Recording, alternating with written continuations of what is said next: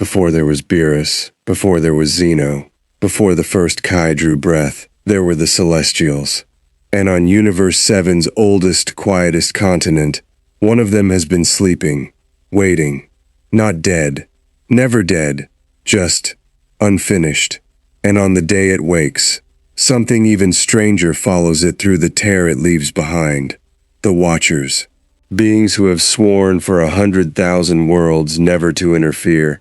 Beings who are now watching Earth, watching Namek, watching a Saiyan prince and a boy who beat a god, and wondering for the first time in their impossibly long existence if this is the one world worth breaking their oath for. They still tell this one differently in other world. Some say King Kai screamed before he could even find the words. Some say Whis went quiet, genuinely quiet, for the first time anyone can remember. Some say Beerus looked up at the sky over Universe 7 and, for one instant, looked afraid. This is the story of what happens when the judges of galaxies and the silent watchers of all things set their eyes on the Dragon Ball universe and decide it's time, at last, to stop only watching. This is Galaxy Lore Untold. This script comes from writer Steve Hansen, and if there's a what-if collision you've been dying to see collide, drop it in the comments. This channel exists because of requests like that. Subscribe, hit that bell, and don't look away, because Universe 7 is about to meet something it was never built to survive. Long before the first star burned in the dark that would one day be called Universe 7, before Zeno split the multiverse into the ordered garden the Kais now tend, there were architects. Not gods, not quite. The word was too small, too warm, too human for what they were. They came before the gods came to matter. They built worlds the way a child stacks blocks, and when the blocks no longer pleased them, they judged what they had made, and they unmade it, and they moved on to the next star. The Dragon Ball universe does not remember them. No scripture names them. No temple was raised in their honor, because reverence requires memory, and the architects left nothing behind to be remembered by, except on one world, in one unremarkable mountain range on a continent nobody important had ever bothered to map. A single seed of them, curled tight and dormant, waiting for a signal it had been waiting for since before the first Saiyan drew breath on a red planet a galaxy away. It was waking up. King Kai felt it first, the way a man half asleep feels a change in air pressure before he understands there's a storm. He was midway through yelling at Bubbles for eating his lunch, an argument that, in fairness, Bubbles had been winning for the better part of a decade, when something in the back of his skull went taut, like a wire pulled to its limit. His antennae, ordinarily twitching with the low, comfortable hum of otherworld's business, snapped rigid. "Ow!" he said, out loud, to no one. "Ow! Ow! Ow! Okay, that's new." He'd felt Frieza's ki the first time it crossed into range of his senses. A cold blade dragged across the inside of his skull. He'd felt cells, layered and grotesque, absorbing bodies into itself like a hunger given shape. He'd even, once, felt the barest edge of Beerus stir in his sleep on Whis's world, a ripple that made every mortal sense in the universe want to lie down and be still. None of it had felt like this. This didn't feel like power. Power had a shape, a direction, an intent, even when it was terrible. This felt like the universe itself clearing its throat. Gregory hovered nervously by his shoulder. "King Kai, you've gone the wrong kind of pale." "I don't have blood in the normal places, Gregory. I can't go pale." He stopped talking, because talking required attention, and every last scrap of his attention had just been yanked, bodily, toward a mountain range on a continent whose name he had never bothered to learn, on a planet in Universe 7's outer arm, where the sky had just torn.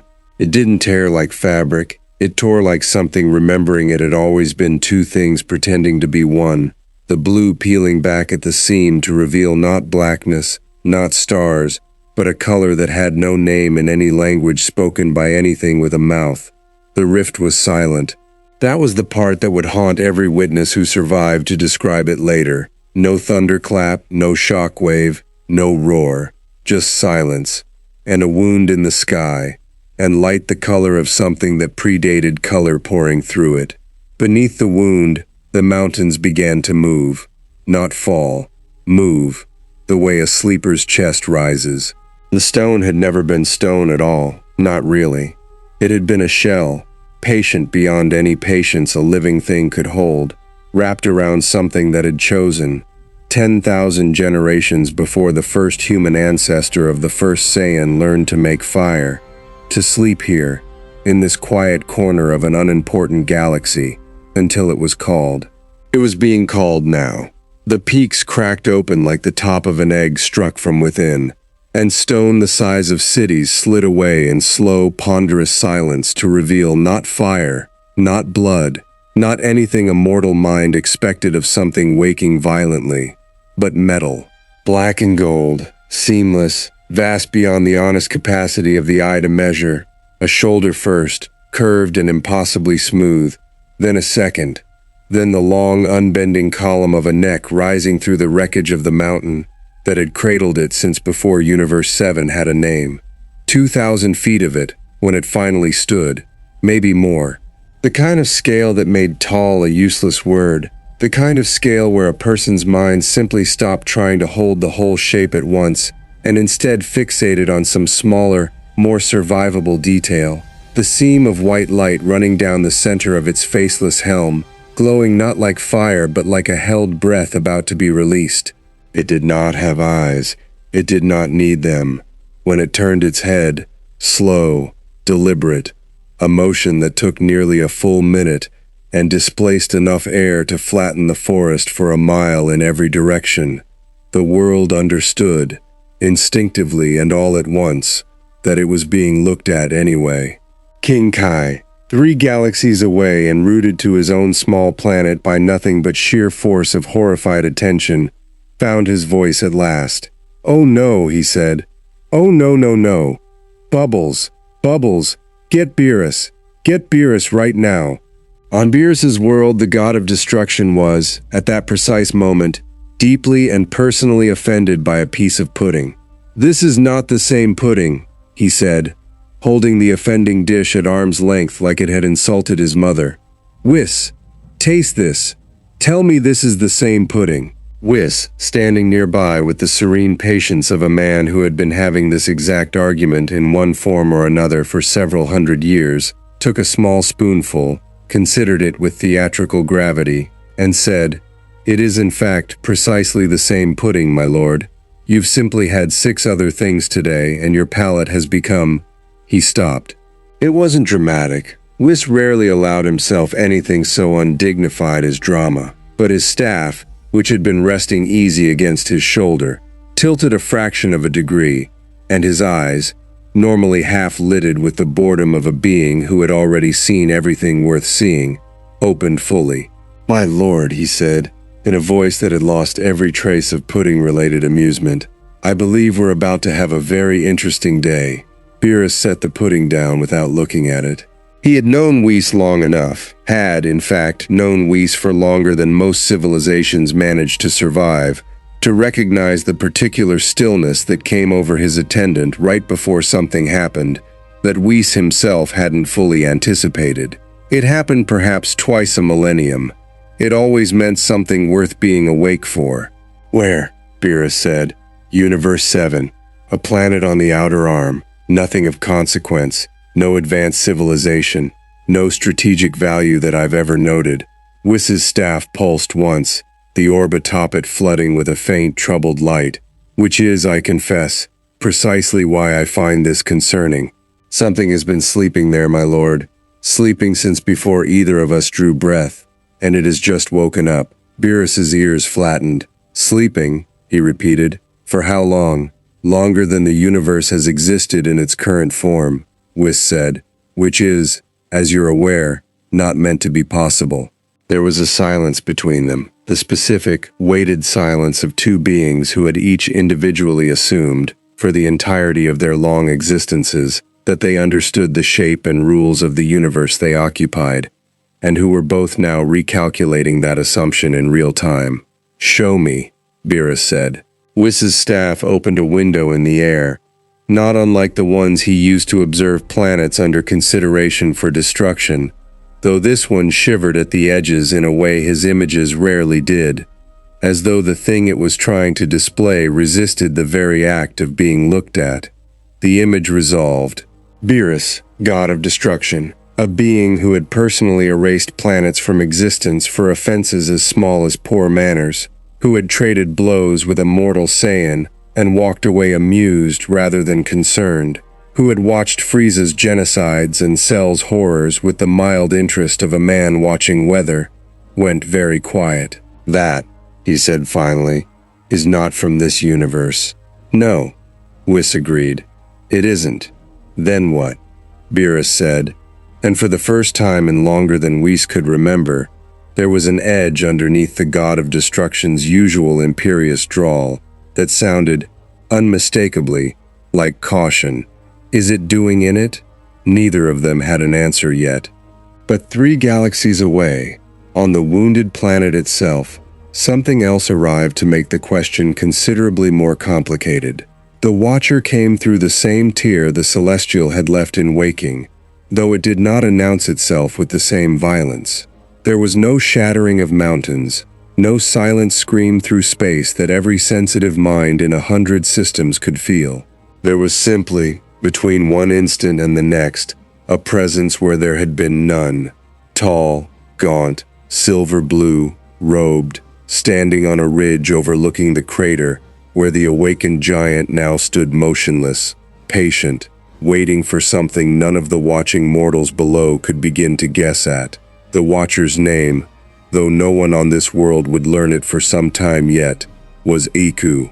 He had observed 11,306 worlds in his long, unbroken vigil, had watched civilizations rise from mud and burn themselves back down to ash, had watched heroes die making choices that changed nothing, and villains live making choices that changed everything. And through every single one of those 11,306 worlds, he had held to the oath. He did not interfere. He watched, and he recorded, and he let the universe make its own mistakes, because that was the only way anything ever truly learned. He folded his arms, robe stirring in wind that wasn't there, and looked up at the towering, silent, patient thing that had slept beneath this world since before the concept of watching had meaning to beings like him. "You shouldn't be here," he said to the Celestial, in a voice that carried no farther than it needed to, and yet somehow reached every ear that mattered. "None of us should." The Celestial did not answer.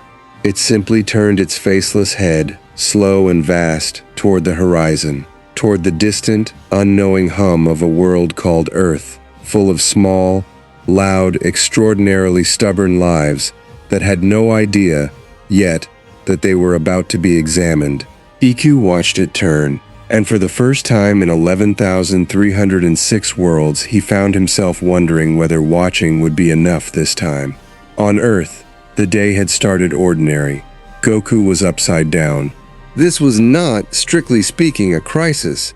Goku spent a fair amount of his life upside down, sideways, airborne, or otherwise oriented in ways that would concern a normal person, and today's inversion was simply the result of Vegeta having caught him with a textbook counter mid-spar in the gravity room, sending him cartwheeling into the reinforced ceiling with enough force to leave a dent that Bulma would, predictably, complain about later. "You're distracted," Vegeta said, arms folded, watching his rival peel himself off the ceiling with the mild irritation of a man who preferred his sparring partners fully present, which is insulting, frankly, given that I'm the one who should be distracted.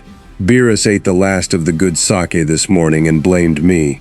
"I'm not distracted," Goku said, dropping to the floor and rubbing the back of his head, though the truth was, he had felt something, small, strange, gone almost before he'd registered it, like catching the very edge of a shout from somewhere impossibly far away. "Did you feel that?" "Feel what?" "I don't know. Something. It's gone now." Goku frowned at nothing in particular. The particular frown he wore when a fight hadn't started yet, but some old, reliable instinct told him one was coming. Felt big, though. Vegeta, who had spent a good portion of his life mistrusting exactly this kind of vague statement from exactly this source, and who had also, over the years, learned the considerable cost of ignoring it, uncrossed his arms. Big how? I don't know, Goku said again, and this time there was no humor in it at all. Bigger than I've ever felt. Neither of them noticed, in that moment, the faint ripple in the air at the far end of the gravity room, a heat haze shimmer against the wall, gone as quickly as it had come, that marked, however briefly, the passing attention of something that had been watching civilizations for longer than the Saiyan race had existed.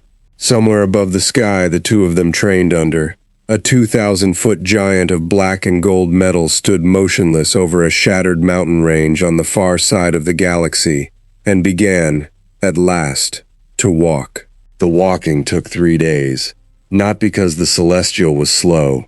Its strides, when it chose to take them, covered more ground in a single step than most transport ships could manage in an hour, but because it did not walk with urgency. It walked the way something walks when it has already won, when the outcome of every possible confrontation ahead has been calculated and found to be a formality. It paused, sometimes, for hours at a stretch, standing motionless over some feature of the landscape, a river delta, a stretch of ancient forest, once, disconcertingly, over the ruins of a Namekian settlement long since abandoned, as though reading something in the shape of the world that no mortal eye could see. King Kai tracked its progress the way a man tracks a hurricane he has no ability to steer away from his house. Every few hours he sent word to Beerus's world, updates that grew progressively less composed as the giant's path bent, unmistakably, toward a cluster of energy signatures that even a being with no eyes seemed to find worth investigating. Earth. It's not attacking anything, King Kai reported, voice tight over the connection Whis had opened between the two worlds. It doesn't seem to even register anything as a threat. It walked through a small moon 3 hours ago. Didn't destroy it, didn't avoid it. Just walked through it like it wasn't there, and the moon just wasn't after that. No explosion, no debris, it just stopped existing. Unmade, Whis said quietly, more to himself than to King Kai. Not destroyed, unmade. That's a very particular distinction, and not one I've had cause to use in some time.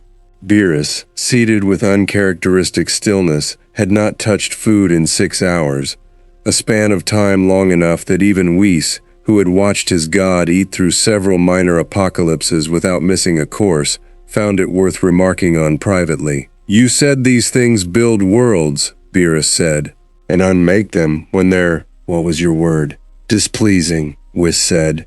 Yes, historically at least, in the oldest records so old they predate even the oldest of the current Kai lineage, records I only know because I was curious once, a very long time ago, and asked questions that took several centuries to get answered.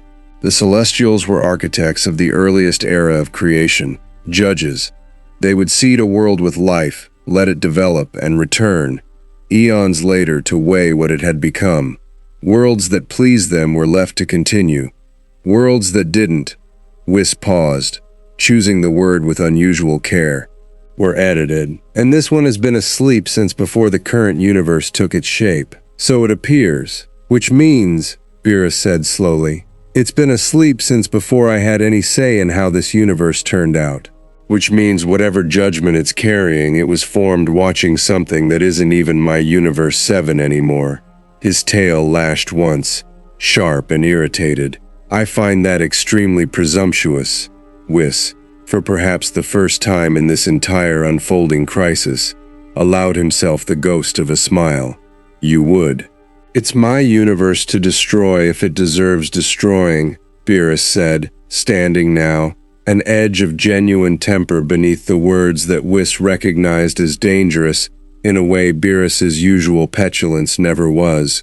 Some relic from before the reorganization doesn't get to wander in and pass sentence on a world I haven't finished judging myself. A commendably proprietary attitude, my lord, Whis said, though I'd point out that whatever's inside that armor has, by every account I can find, erased entire star systems without visible effort, and hasn't yet drawn breath hard enough to notice you exist. I would counsel caution before you go, remind it that you do. Beerus's ears twitched. He did not notably disagree with the caution. He simply didn't like it. Where is Goku? He said instead. Goku, at that moment, was standing on the roof of Capsule Corp with Vegeta, Piccolo, and a rapidly assembling crowd of the Z fighters, staring at a sky that had, over the last several hours, developed a faint and steadily strengthening wrongness. Not a color, not a shape, but a kind of pressure, the way the air feels before a lightning strike stretched out across days instead of seconds. I don't like this, Piccolo said, arms folded, antenna twitching with the specific irritation of a man whose finely tuned danger sense had been screaming at a low, constant frequency since dawn. Whatever's coming, it's not hiding. It's not even trying to hide. It just doesn't care that we can feel it coming. That's what worries me, Goku admitted. Everything that's ever come for Earth before, Frieza, Cell, Buu, they all had this energy, like they were building up to something, working toward a moment. This is different.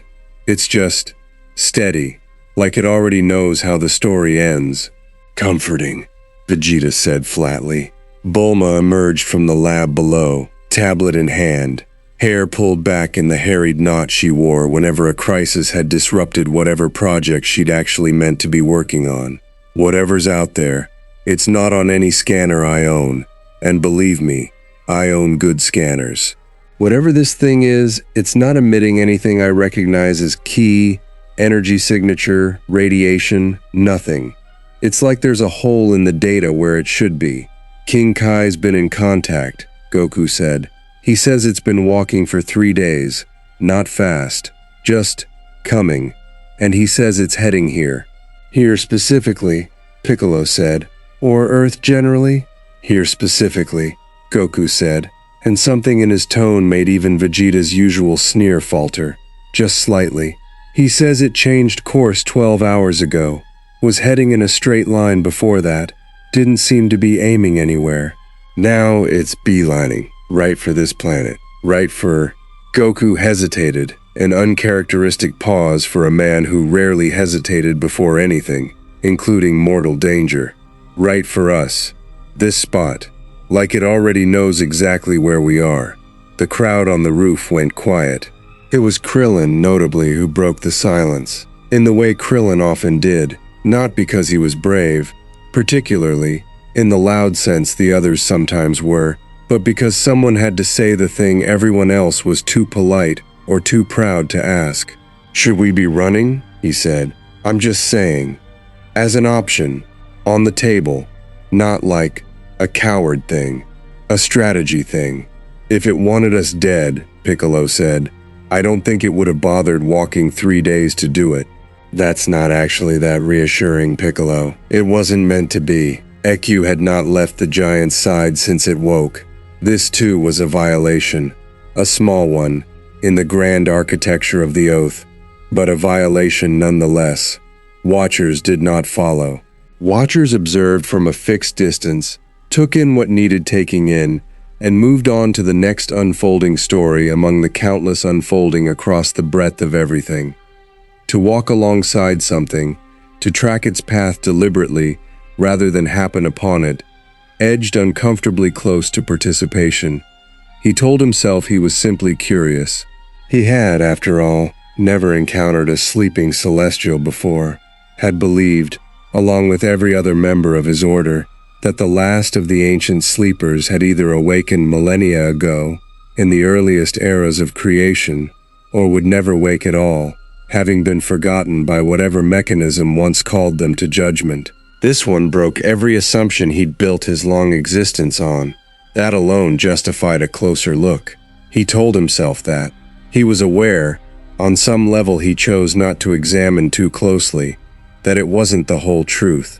The Celestial had not spoken, had given no indication, in 3 days of travel, that it possessed language in any form a mortal or even a watcher would recognize.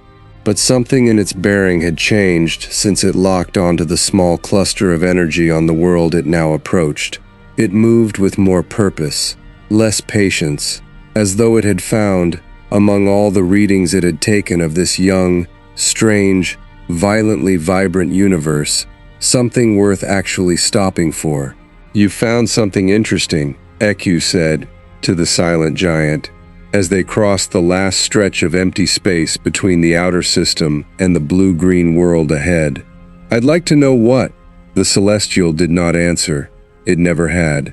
But as Earth grew from a point of light to a visible sphere ahead of them, the seam of white light along its faceless helm brightened, fractionally, in a way that might, in a being capable of expression, have been mistaken for anticipation.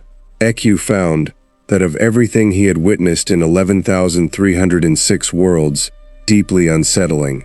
"They're not what you think," he said, quieter now, though he had no real evidence for the claim beyond 3 days of half-formed observation and something that felt, uncomfortably, like the beginning of an opinion, a thing watchers were not meant to have, not about the worlds they watched. This one, this universe, it's...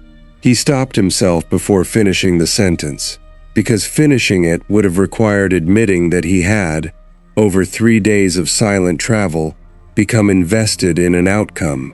That was not observation. That was the very beginning of the thing his entire order existed to never, ever do. He said nothing further, but he did not look away from the growing blue world ahead, and some part of him, old beyond any mortal measure, patient beyond any mortal patience, found himself, for the first time in his impossibly long vigil, hoping. The Celestial made planetfall in the ocean, 400 miles from the nearest coastline, and the sea did not resist it so much as simply cease, for one long moment, to be where it had been. There was no tsunami, no wave crashing outward to devastate the shore, no roar of displaced water, none of the physical consequence that 2,000 feet of mass entering an ocean ought to have produced. The water parted the way the sky had torn 3 days earlier, not violently, but as though acknowledging that the thing descending through it operated under different rules than the ones water was built to obey. Goku felt it the instant contact was made, a pressure against every sense he had, ki and otherwise, like standing too close to a star that had decided, very deliberately, not to burn him. He was airborne before he'd consciously decided to move, Vegeta a half-second behind him, both of them streaking out over the water toward the point of impact with a speed that would have looked, to anyone watching from the ground, like the two fastest, most dangerous beings on the planet, responding to the largest threat either of them had ever sensed. It looked considerably less impressive from where the Celestial stood. It rose from the ocean without visible effort, water sheeting off black and gold armor in curtains that caught the afternoon light, and turned, briefly, to gold themselves, and stood, not on the water, not floating above it, but simply present, at a scale where the concept of standing on water, or not standing on water, had stopped being a meaningful distinction. It turned its faceless head toward the two figures streaking across the sky to meet it, and for the first time since it had woken, 3 days and a universe away, it moved with clear, unmistakable intention. It raised one vast, open palm.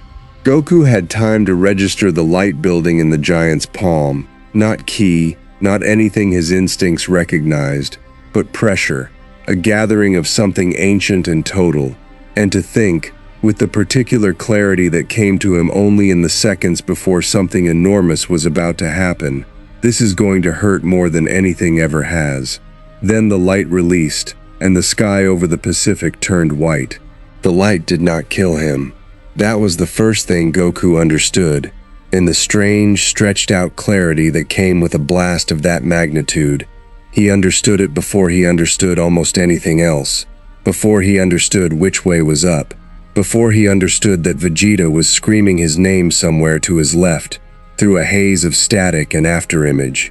He was alive, battered, deafened, blind in one eye until his own regenerative resilience clawed its way back online, but alive. And that fact alone told him something important about what he was fighting, because nothing that could produce a light like that should have left him breathing by accident. It hadn't been trying to kill him, it had been testing him. He hit the water at terminal velocity, punched clean through 6 feet of ocean before his ki reasserted itself and arrested the fall, and surfaced roaring, not in pain, though there was plenty of that, but in the particular fury that came over him only rarely, when something had shown him just enough of its true scale to make him understand exactly how outmatched he was, and had done it without even trying very hard. Vegeta! Here! The prince surfaced 20 feet away, one arm hanging wrong, already forcing it back into place with a snarl of pain and pure stubbornness. His eyes were locked on the giant, and for once, there was no trace of his usual disdain in his expression, only the flat, focused calculation of a warrior who had just been handed proof that he was, for the first time in longer than he cared to admit, catastrophically outclassed. Report. What did you feel? Everything, Goku said. It hit me with, I don't even know what to call it. Not ki. Not anything I've felt before. It felt like being hit by the idea of an attack instead of the attack itself. Useless. Give me something I can use. It's not trying to kill us, Goku said instead, because it was the only thing he was actually certain of. If it wanted us dead, we'd be dead. That blast could have leveled the whole coastline, and it didn't. It's testing. Same as Beerus did, first time we met him. Same as Whis, when he wanted to see what we could really do. Vegeta's eyes narrowed, tracking the impossible bulk of the thing still standing motionless in the ocean above them, palms still faintly glowing from the release. Then let's give it something worth testing. He didn't wait for agreement. Blue light kindled around him, gold hair bleaching to sapphire, and he was moving before the transformation had even fully settled. A streak of light and fury arcing up out of the water toward a target that dwarfed him so completely that the sight, from any reasonable distance, would have looked like a man throwing himself at a mountain. Goku followed a half-second later, blue igniting around him in turn, and for the first time since Beerus first came to Earth looking for Super Saiyan God, 2 Saiyans who had trained, fought, and pushed each other past every limit either believed he had, closed together on a single target with the full, coordinated weight of everything they'd built since. The Celestial did not flinch. It didn't need to. It watched them come, or rather, it turned the seam of white light that served it as attention toward them, tracking their approach with the same unhurried patience it had shown the entire 3-day walk across the planet. And when Vegeta's fist connected with the vast plane of its chest plate, driving every ounce of God-tier Saiyan force behind the blow, the sound that resulted was not the sound of impact. It was the sound of a bell being struck, a single resonant tone that rolled outward across the ocean in a visible ripple, and left Vegeta's arm numb to the shoulder, and the armor beneath his fist entirely, perfectly unmarked. That, Vegeta said through gritted teeth, already wheeling for a second strike, is infuriating.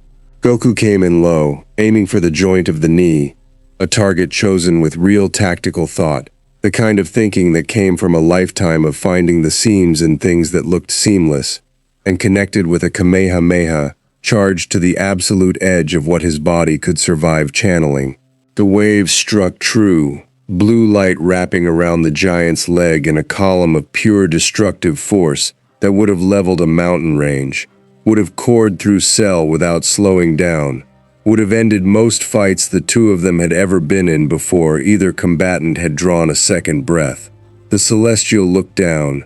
It was the smallest gesture it had made since waking, a simple tilt of its faceless head, taking in the blast wrapped around its leg the way a man might glance down at a persistent insect, and then it took a single step forward, through the Kamehameha, through Goku's absolute maximum output, and the wave simply parted around the moving limb, like water around a hull, expending itself against nothing. Gone. It's not even fighting back properly, Goku said, breathing hard, treading air 100 feet above the water, every muscle in his body screaming from an exchange that had lasted less than 30 seconds and had accomplished, as far as he could tell, absolutely nothing. Vegeta, I don't think it's trying to win. I think it's trying to figure out what we are. Then let it figure out that we don't quit, Vegeta snarled, and dove back in.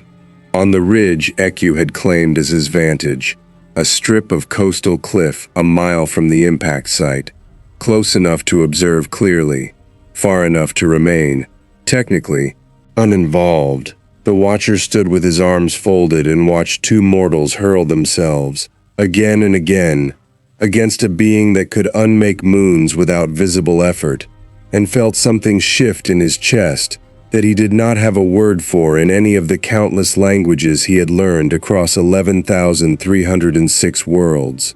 He had watched heroism before. He had watched it in civilizations that built their entire mythology around it, watched champions face impossible odds with the calm certainty of the doomed, watched species destroy themselves attempting things no rational calculation would ever recommend.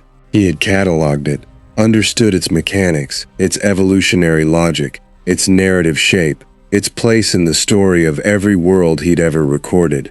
He had never, in 11,306 worlds, felt the specific dangerous pull of wanting one of those stories to end different. "You're not even trying to hurt them," he said quietly to the Celestial, though he had no expectation of an answer and received none. "You're weighing them, the way you'd weigh anything else, but they keep coming back. Every time you knock them down, they come back with more. That's not in your data yet, is it? You've judged civilizations that submit, or flee, or beg. You haven't judged one that just keeps standing up." The Celestial did not turn to acknowledge him, but Eku, who had spent 3 days now growing uncomfortably attuned to the smallest shifts in the giant's vast alien bearing, noted, with a mixture of fascination and something close to dread, that the light along its helm had begun, almost imperceptibly, to pulse faster. It was interested. That, Eku understood with sudden cold clarity, might be far more dangerous than if it had simply been angry. Beerus and Whis arrived 12 minutes into the exchange, descending from the sky in a streak of gold and pale blue that drew every remaining eye on the battlefield.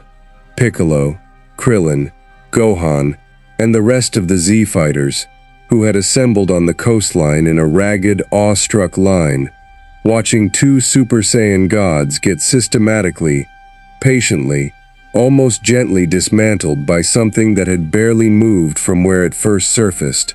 Beerus took one look at the scene, Vegeta driving a blow into the giant's forearm that produced, again, only that same resonant, unmarked bell tone. Goku circling for another angle, blood streaming from a cut above his eye that his own healing hadn't caught up with yet, and his expression, for the first time since the crisis began, shifted from irritation into something colder and more focused. "Whis," he said, "options. Limited, my lord, and I say that as someone who very rarely uses the word." Whis's staff hummed, gathering readings even as he spoke, his usually placid face drawn tight with an attention Beerus had seen perhaps 3 times in their long association. "Whatever that is, it doesn't operate on the same fundamental register as anything currently native to this universe, not ki, not even the destruction energy you and I wield. It's closer to something like a Grand Priest's authority than a god of destruction's power, older, structural rather than raw." "I don't care if it's structural." Beerus's tail lashed. "It came into my universe uninvited, and it's currently using my strongest mortals as a punching bag to run diagnostics. I want it to stop." "Then I'd suggest," Whis said carefully, "that you consider very seriously whether stopping it is a fight you can win before you commit yourself to it, my lord.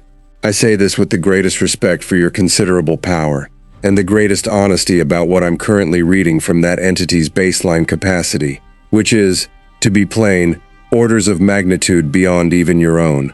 That, more than anything, brought Beerus up short. Whis did not exaggerate. Whis, in fact, made something of a professional habit of understatement delivered with exactly enough dry humor to soften blows he considered necessary. To hear him state a threat assessment that flatly, without hedge or irony, was its own kind of alarm bell. "Then what?" Beerus said, low and dangerous. "Do you suggest?" Whis's eyes had drifted, in the last several seconds, past the battle itself, toward the ridge overlooking it, toward a tall, gaunt, silver-blue figure standing motionless amid the chaos, watching with an intensity that seemed, even at this distance, entirely too invested for someone merely observing. "I suggest," Whis said slowly, "that we find out who that is, and why it looks like it's hoping for a particular outcome." Whis crossed the distance to the ridge in the time it took Beerus to finish frowning, staff already lowering to a resting angle that was, for anyone who knew him, the closest thing to a formal greeting he offered strangers.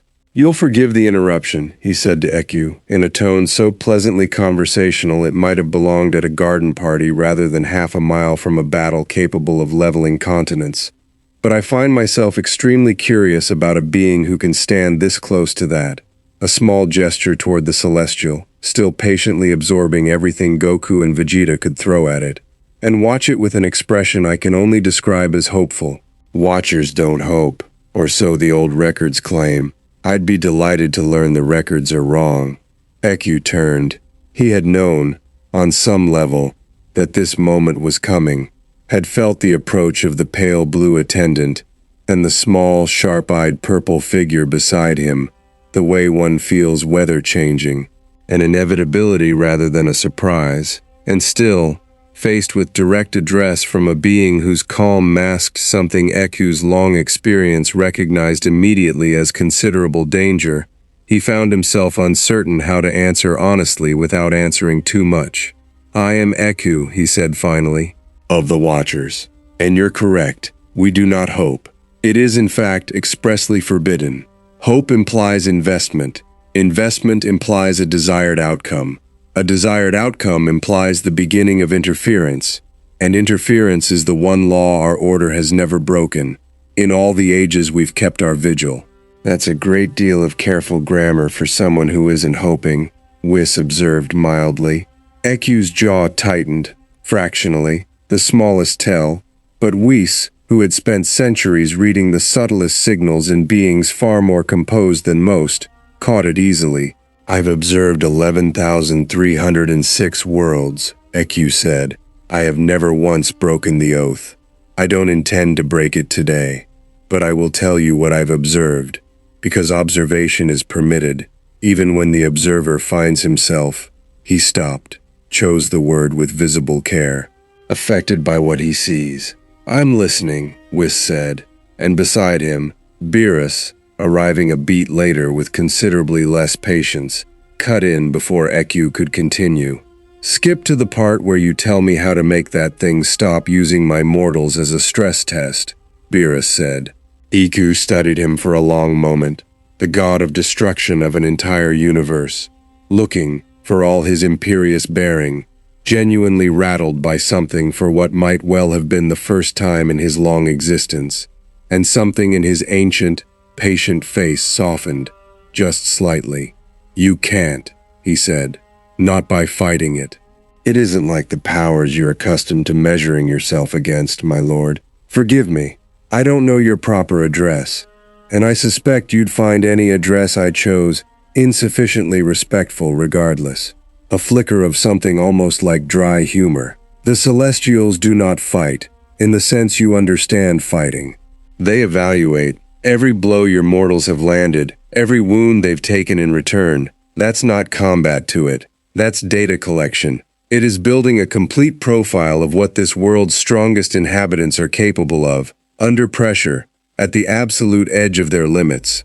It has done this to 11 other civilizations that I personally have record of, across ages so old your universe's current form hadn't yet been decided." "And then what?" Beerus said. "What happens once it's finished collecting its data?"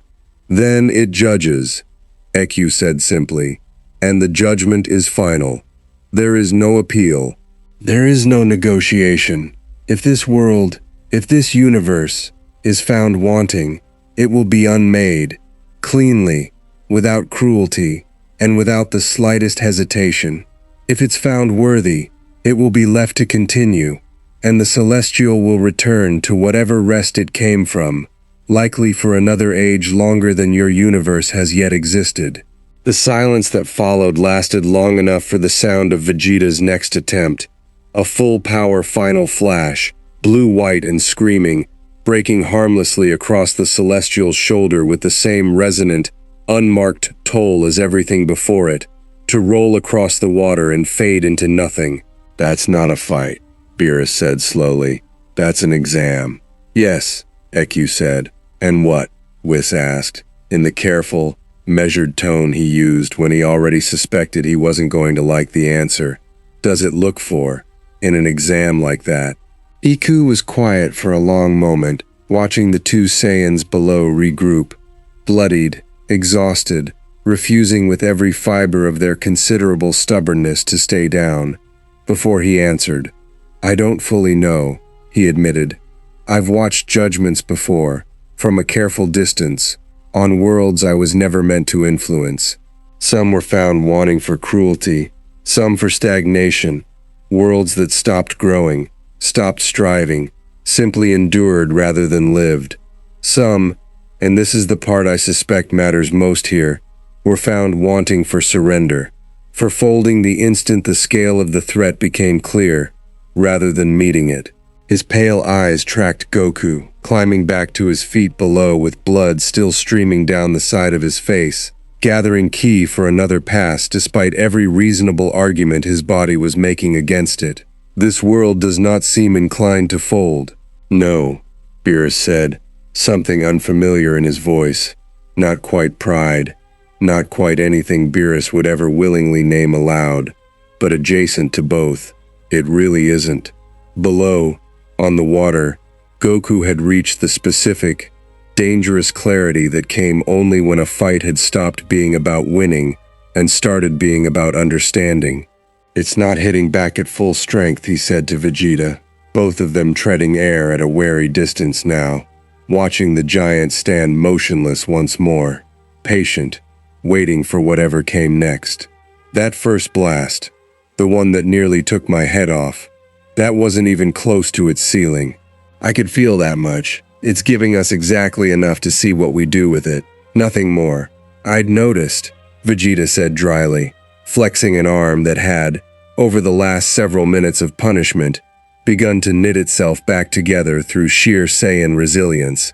"Which begs an uncomfortable question. If that's a fraction of what it has, and it's already shrugged off everything either of us has thrown at it, including attacks that would have ended Frieza, ended Cell, ended Buu without a second thought, then what, precisely, is the plan here?" "I don't think beating it is the plan," Goku said slowly, working through the thought as he spoke it, the way he often did, thinking out loud, trusting the shape of an idea to reveal itself in the saying. I think it's testing whether we'll keep trying, whether we give up. So the plan is to keep getting hit." "The plan," Goku said, and something in his exhausted, bloodied face shifted into the particular grin he wore only when a fight had become, against all sense, something he was starting to genuinely enjoy, "is to make it understand exactly what this planet is worth fighting for, even against something we can't win against."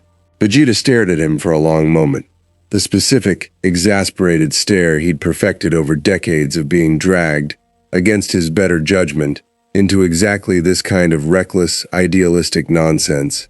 And then, despite himself, despite every practical bone in his body screaming that this was a losing proposition against overwhelming force, his mouth curved into something that was almost, unmistakably, a matching grin.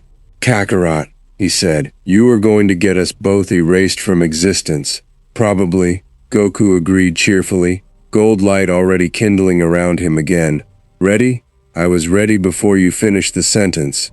They went in together, blue light trailing behind them like twin comets, and above them, on the ridge, Eku watched with an expression that had, somewhere in the last several minutes, stopped pretending to be merely academic interest. And Whis noted it, with the small, careful attention of a man filing away a fact that might, eventually, matter a great deal. The second hour of the exchange changed something. It was subtle at first, the kind of shift that would have been invisible to anyone without King Kai's long practice at reading the fine grain of a fight, watching from 3 galaxies away with his antennae still trembling from 3 days of low-grade dread. The Celestials' responses, which had begun as a kind of patient, almost bored absorption of everything Goku and Vegeta threw at it, had started, gradually, to become more specific. It was no longer simply weathering their attacks.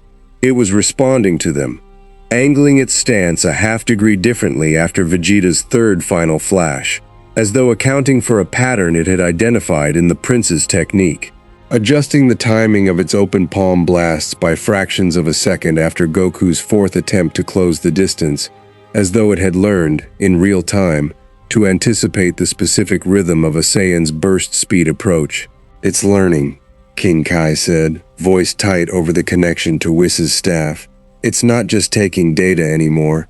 It's adapting to them specifically. That's not how these things are supposed to work, is it? I thought the old stories said Celestials just observe and judge. This is engaging."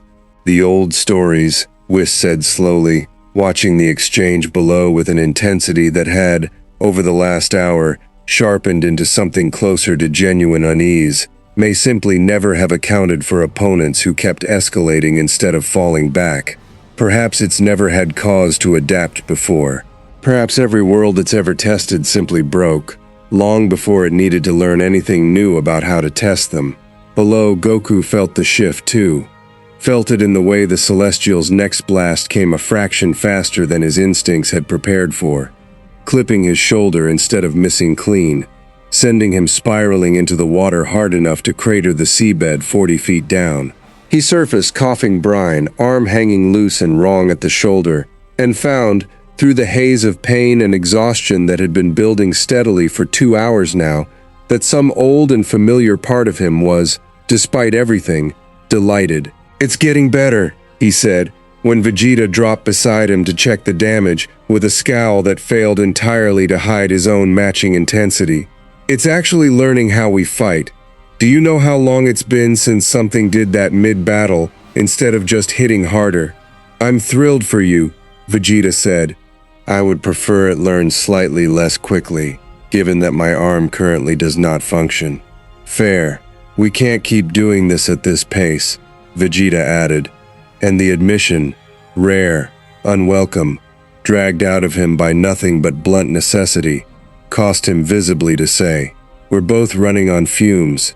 It isn't remotely fatigued. If this becomes a war of attrition, we lose it in another 20 minutes, maybe less." Goku looked at the giant, patient and monumental against the darkening sky, and for the first time since the fight began, allowed himself to actually think past the next exchange, toward the shape of the whole problem. "Then we need to stop trying to beat it," he said, "and figure out what it's actually asking." On the ridge, the question Goku had just voiced was, unbeknownst to him, the same one Ekyu had been turning over for the better part of an hour, with a growing and deeply uncomfortable sense that he already suspected the answer, and did not like where that suspicion led. "You said it judges civilizations for cruelty," Whis said, still standing beside him, Beerus a few paces off, arms folded, watching the fight below with the particular stillness of a being recalculating, moment by moment, exactly how much danger his universe was actually in. For stagnation, for surrender, what else? "You said there were others." Ikku was quiet for a long moment before he answered, and when he did, his voice carried a weight that made even Whis, unshakable Whis, go very still. "Worlds are also unmade," he said, "for what the old records call, imperfectly translated, hollow strength, power without the will behind it to actually use it for anything beyond its own preservation. Worlds where the mightiest beings exist only to accumulate more might, rather than to protect what that might was meant to serve." His pale eyes tracked Goku below, climbing unsteadily back to his feet, blood-streaked and exhausted, and grinning anyway, already gathering ki for another pass. I've watched judgments end in unmaking for exactly that reason. Powerful worlds.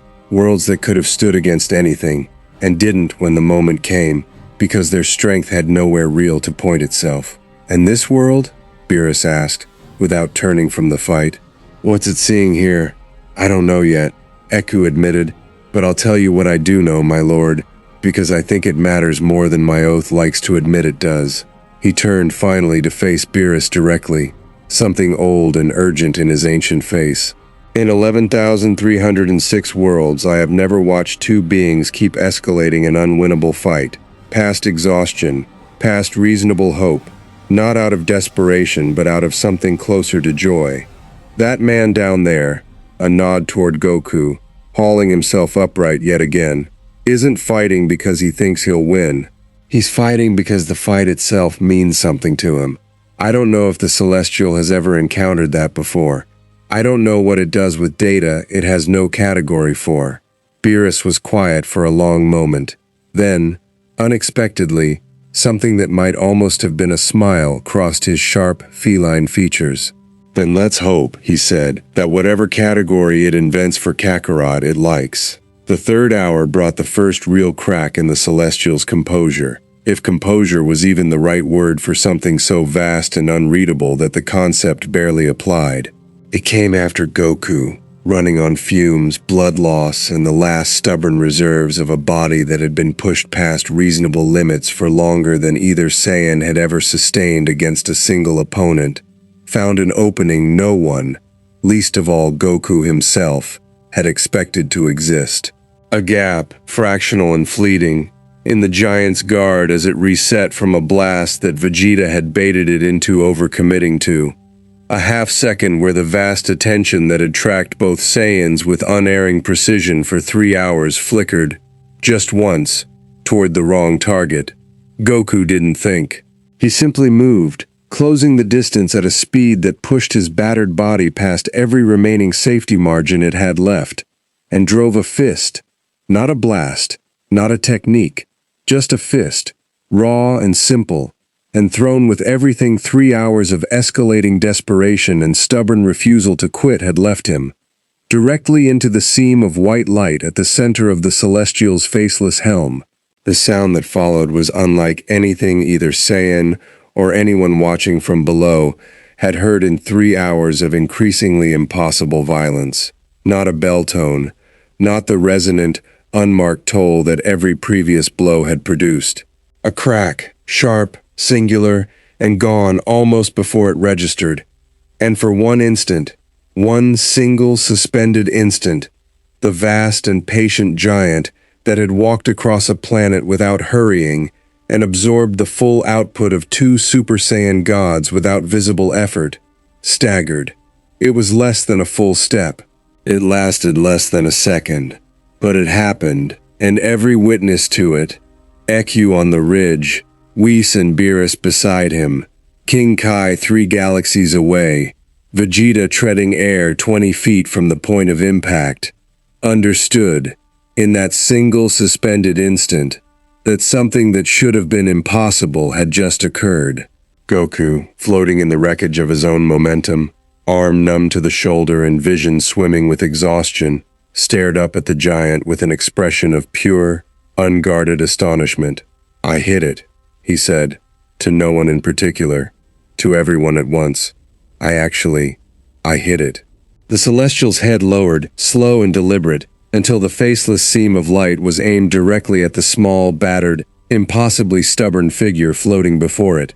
And for the first time since it had woken from a sleep older than the current shape of the universe, it made a sound. It was not a roar. It was not speech in any language a mortal throat could produce. It was a low, resonant hum, felt more than heard, that rolled outward across the water in a wave that made the ocean itself ring like a struck bell. And in every mind touched by it, Saiyan, Namekian, Watcher, and God alike, the same impression arrived, unbidden and unmistakable. Interesting. The hum that rolled across the water did not fade so much as settle, sinking into the ocean, into the bedrock beneath it, into the bones of every living thing within a dozen miles, until it felt less like a sound that had happened and more like a fact that had always been true. Interesting. One word, if it could even be called a word, and yet it carried the unmistakable weight of a verdict beginning to form. Goku hovered in the aftermath, arms still numb, blood drying dark against his gi, and found himself laughing. A short, disbelieving, utterly exhausted bark of laughter that had no business existing given the circumstances, and existed anyway because some part of him, the part that had never once in his life been able to help it, was having the time of his life. "Did you hear that?" he called down to Vegeta, who was drifting a careful distance away, nursing an arm that had only just finished reknitting itself. It talked, sort of. I think it liked getting hit. "I think," Vegeta said, with the particular flatness he reserved for moments when Goku's enthusiasm had once again outpaced every reasonable person's sense of self-preservation, "that you have concussed yourself into believing a 2,000-foot cosmic entity enjoyed being punched in the face, and I would like it on record that even for you, this is a new low bar for good news." "Maybe," Goku admitted, "but it stopped for a second. It hasn't stopped for anything in 3 hours. That means something." It meant, as it turned out, considerably more than either of them expected. The Celestial's head, still lowered toward the small figure that had struck it, remained fixed in place for a long moment, long enough that Ekyu, watching from the ridge with every fiber of his ancient attention, felt the first genuine stirring of something he hadn't experienced in 11,306 worlds of careful, dispassionate observation. The sense that the story he was watching had just changed shape entirely, and he had no framework left to predict where it went from here.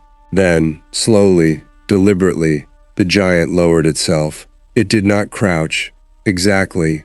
The word was too small, too human, for the vast and careful economy of the motion, but it brought itself down, joint by massive joint, until the seam of light along its helm hovered at a height that put it, for the first time since its arrival, on something approaching the same visual plane as the beings it had spent 3 hours evaluating.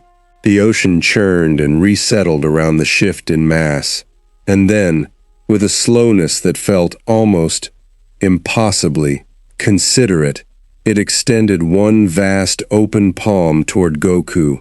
Not a fist, not a blast, simply an open hand, held steady in the space between them. Nobody moved. Nobody. Not Vegeta below, not Whis and Beerus and Ekyu on the ridge, not King Kai 3 galaxies distant, with every sense he possessed straining toward the moment. Breathe. Goku looked at the outstretched hand, easily large enough to close around him without effort, without even trying, and felt, beneath the exhaustion and the pain and the pure animal wariness that 3 hours of overwhelming violence had every right to have instilled in him, something else entirely. Something that felt absurdly like recognition, like the particular quiet that settled after a hard-fought spar, when both fighters lowered their guard because the fight itself had said everything that needed saying. "Kakarot," Vegeta said, low and urgent, "I would like to formally state, for whatever record exists in whatever afterlife we're about to end up in, that this is an extremely bad idea." "Probably," Goku agreed, and flew forward, into the open palm. What happened next did not look to any outside observer like violence. There was no flash of light, no scream, no visible struggle. Goku simply settled into the vast cradle of the Celestial's palm and went very still, and his eyes, still open, still aware, by every outward sign entirely present, took on a distant, unfocused quality that made Vegeta's blood run cold from 20 feet away. Kakarot. No response. The Celestial did not move, did not close its hand, did not do anything that could be described as an attack, and yet something was unmistakably happening, some transfer or examination occurring in a register that had no visible signature at all, and every second it continued without explanation, stretched Vegeta's patience closer to a breaking point that, historically, had ended very badly for whatever stood on the other side of it. On the ridge, Eku's composure, already fraying under the weight of an interest he could no longer honestly call detached. Broke entirely. "It's not hurting him," he said, quickly, to Beerus and Whis both, before either could act on the visible tension building in the God of Destruction's stance. "I know what this is. I've read of it, though I've never witnessed it myself. It's not an attack. It's a reading. The Celestial is looking directly into what he is. Not his power, not his technique, but the shape of what drives him, why he fights, what he'd sacrifice for, what he wouldn't. It's the deepest form of evaluation the old records describe, and it's reserved for exactly one circumstance, which is..." Beerus's voice had gone very quiet, very controlled, the specific quiet of a God of Destruction deciding, moment by moment, whether restraint was still the correct choice. "When something has genuinely surprised it," Eku said, "when the data it's gathered no longer fits the patterns it expects, and it needs to understand, directly and completely, what it's actually looking at, before it can render judgment." He hesitated, then added, quieter, almost to himself, "I have never seen it do this for a mortal being before. Only for worlds, whole civilizations, examined at once, at the moment of final judgment."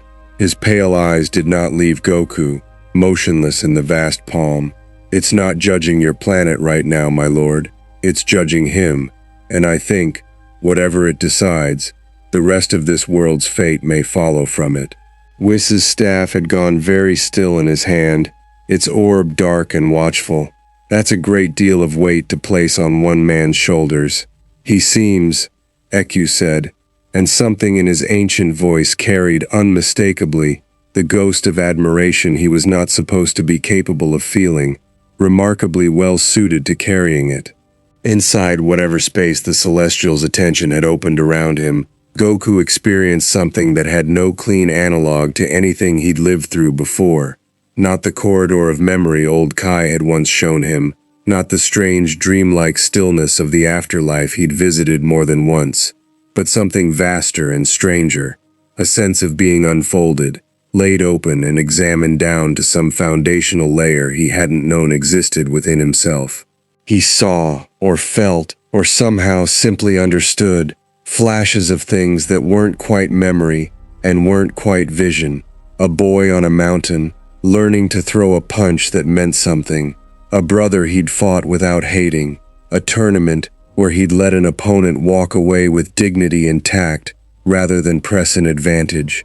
A moment, more recent, more raw, standing over Frieza's broken body and choosing, consciously, deliberately, against every voice that told him it would be easier not to give him one more chance he probably didn't deserve. 100 smaller moments, training partners lifted back to their feet, rivals turned to friends, a life built not around winning but around the specific, stubborn joy of testing himself against anything strong enough to be worth the effort, and finding, again and again, that the testing itself mattered more than any victory it produced.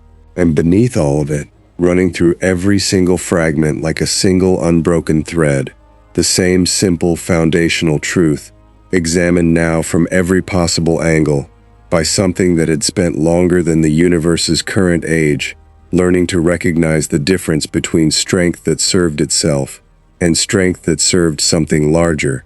He fights, so the people he loves don't have to. The Celestial held that truth for a long moment, turning it over in whatever vast and ancient process passed for its consideration, weighing it against 11 other worlds it had judged across an age longer than any mortal history could measure. Then, gently, with a care that felt almost startling in something capable of unmaking moons without effort, it opened its palm and set Goku back down on the water's surface and withdrew its hand. Goku blinked, staggered, caught himself, and looked up at the giant with an expression caught somewhere between exhaustion and wonder. "Okay," he said, a little unsteadily, to no one and everyone. That was a lot." The Celestial straightened to its full height once more, the hum returning, lower now, more contemplative, and this time the impression that rolled outward across every watching mind was not a single word, but something closer to a decision taking shape. Not finished, not final, but moving, unmistakably, in a direction.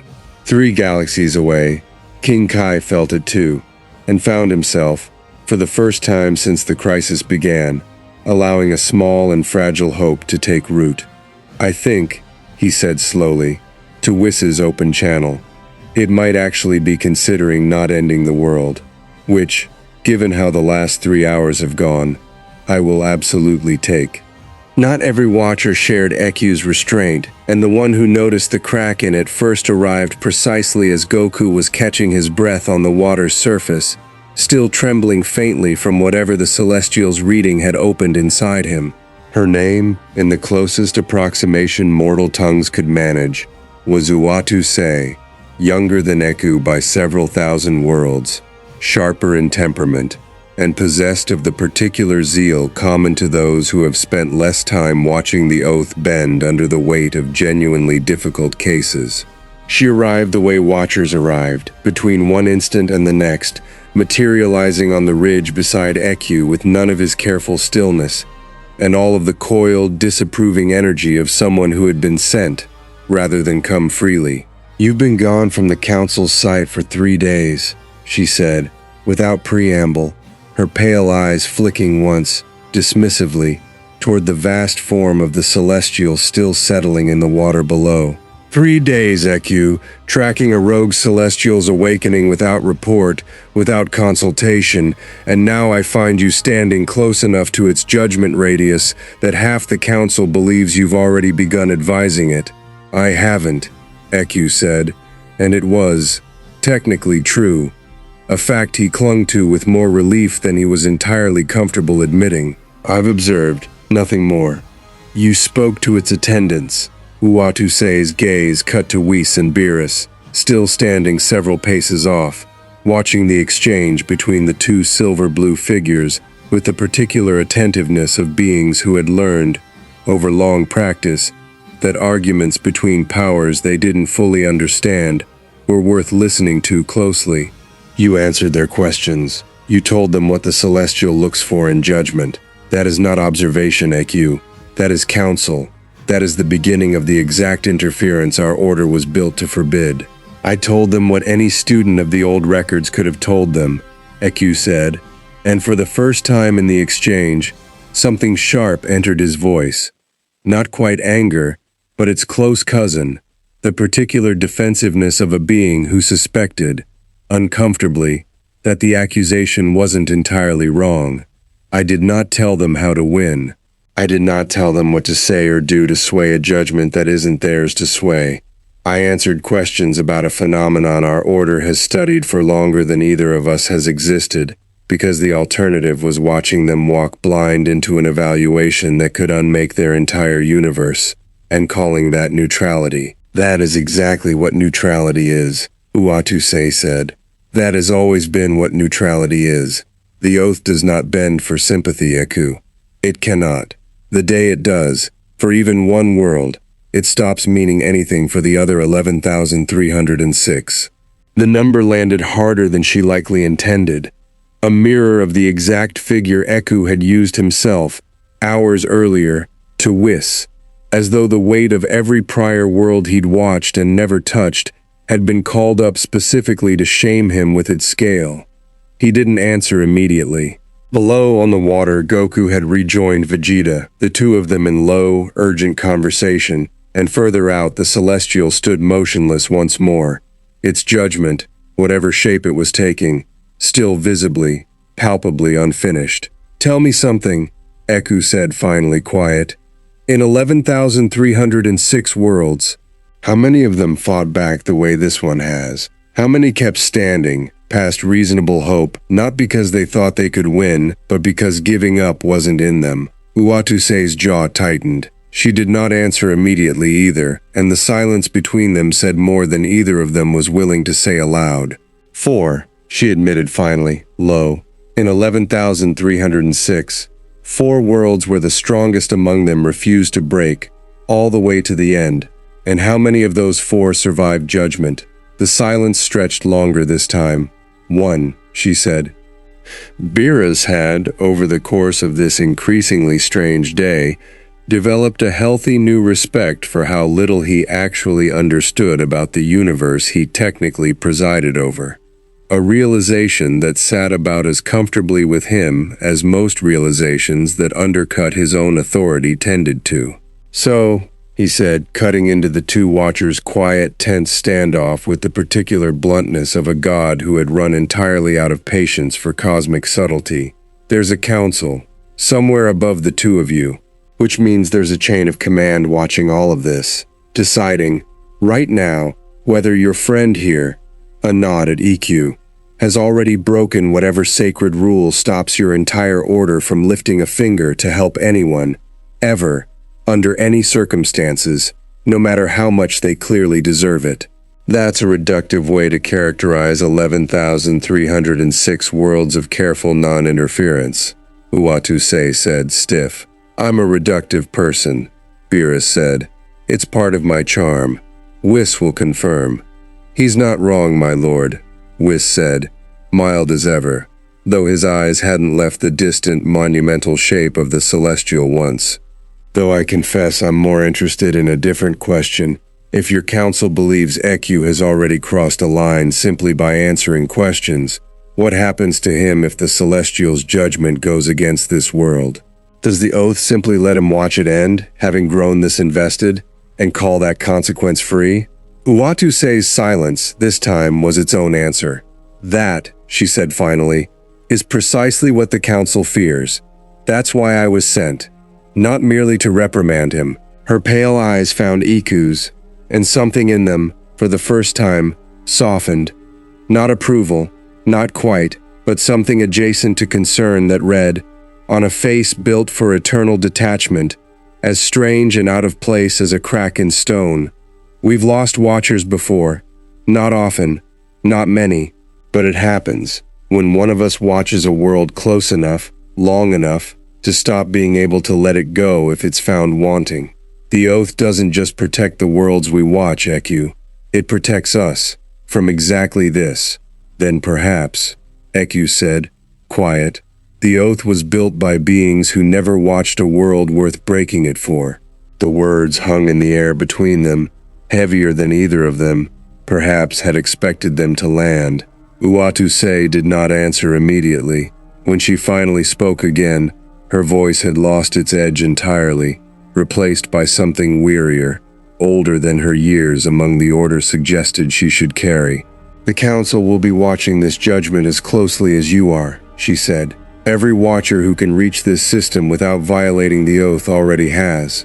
If this celestial renders its verdict, and this world stands, the council may yet let this pass as one watcher's excusable lapse, in a moment of genuine unprecedented crisis. But if you act, EQ, if you cross from observation into interference, for any reason, however justified it feels to you in this moment, there will be no argument that saves you from what comes after.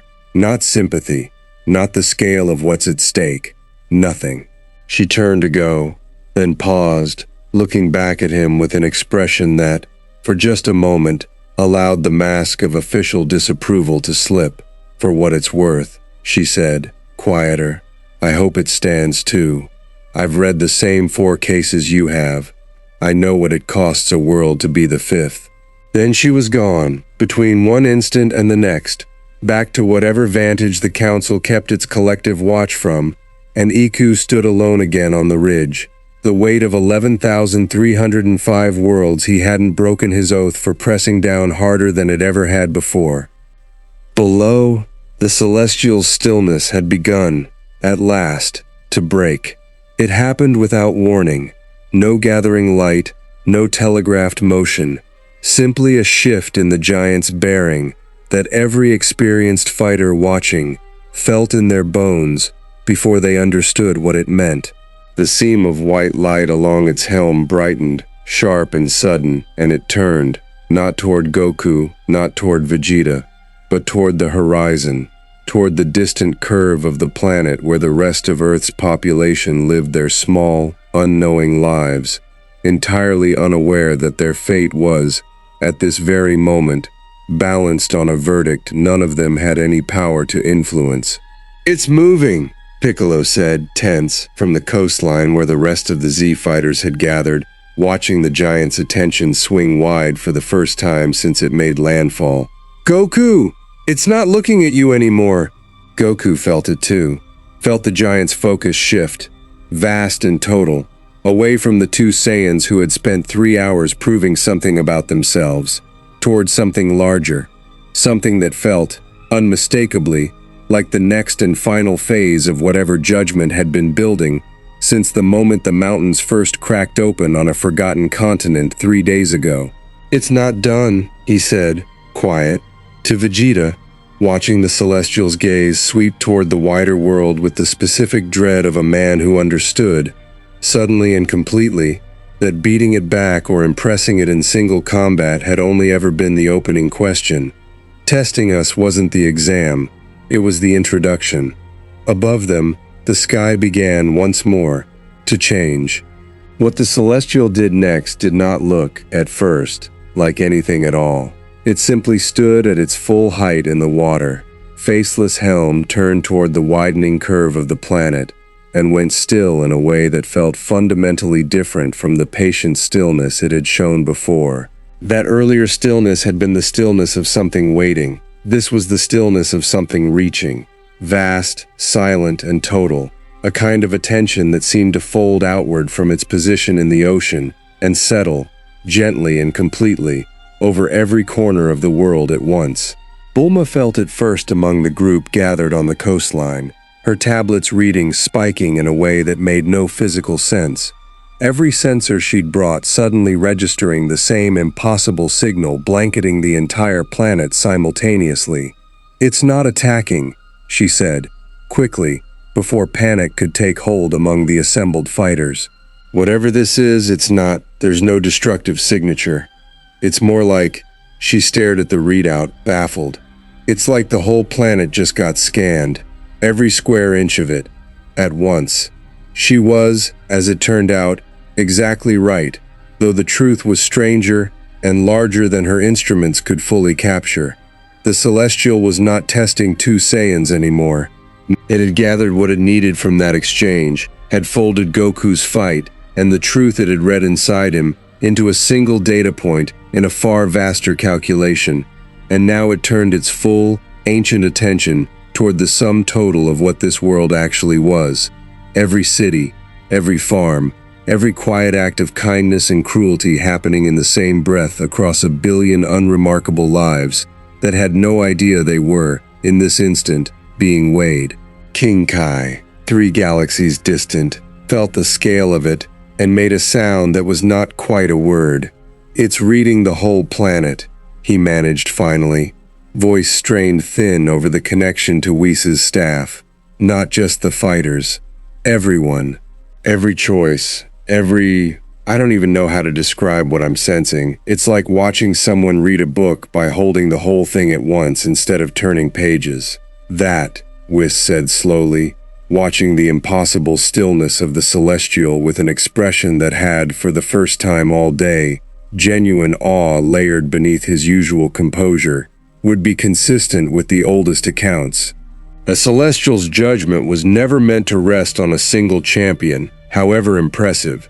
It weighs the shape of an entire civilization, what it builds, what it protects, what it allows itself to become when no one particularly powerful is watching. Beerus, beside him, had gone very quiet, his tail still, his usual restless energy entirely absent.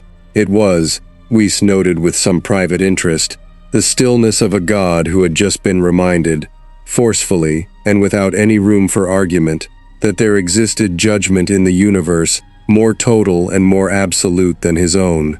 "How long?" Beerus said finally. "Does a reading like that take?" "I don't know," Whis admitted. "I don't believe anyone currently alive does, not with any certainty." The reading took 6 hours. It felt, to those waiting through it, considerably longer.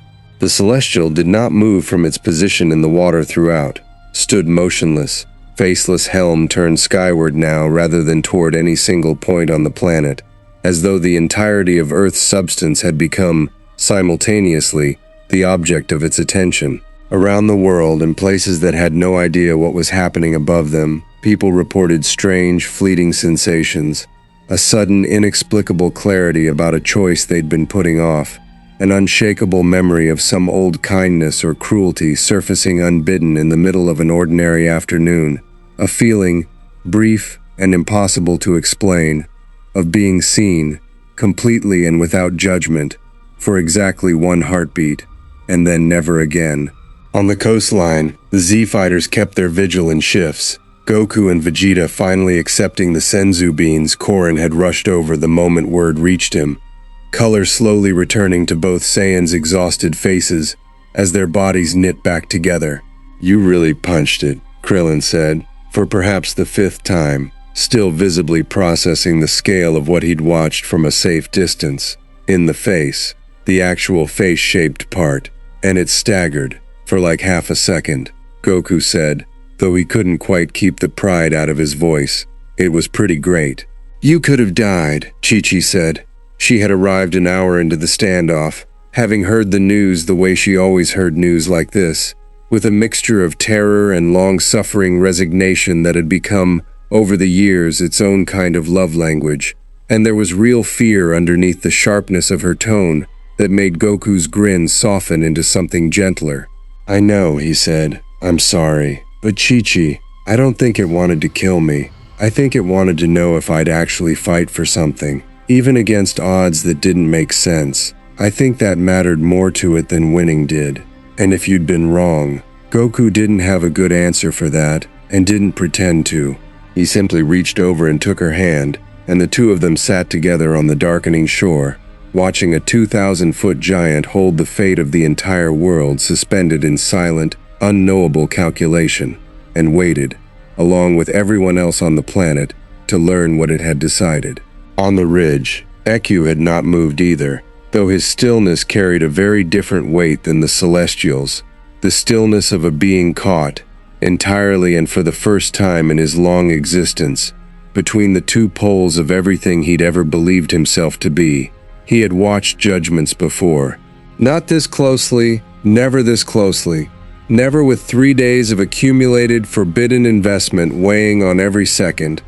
But he had watched, from careful distance, the moment when a Celestial's reading concluded and its verdict took shape, had catalogued the specific quality of silence that preceded a world's ending, and the different, gentler quality that preceded a world's continuation. He found himself, now, straining every sense he possessed to determine which silence this one was becoming, and found, to his own quiet horror, that he could not yet tell.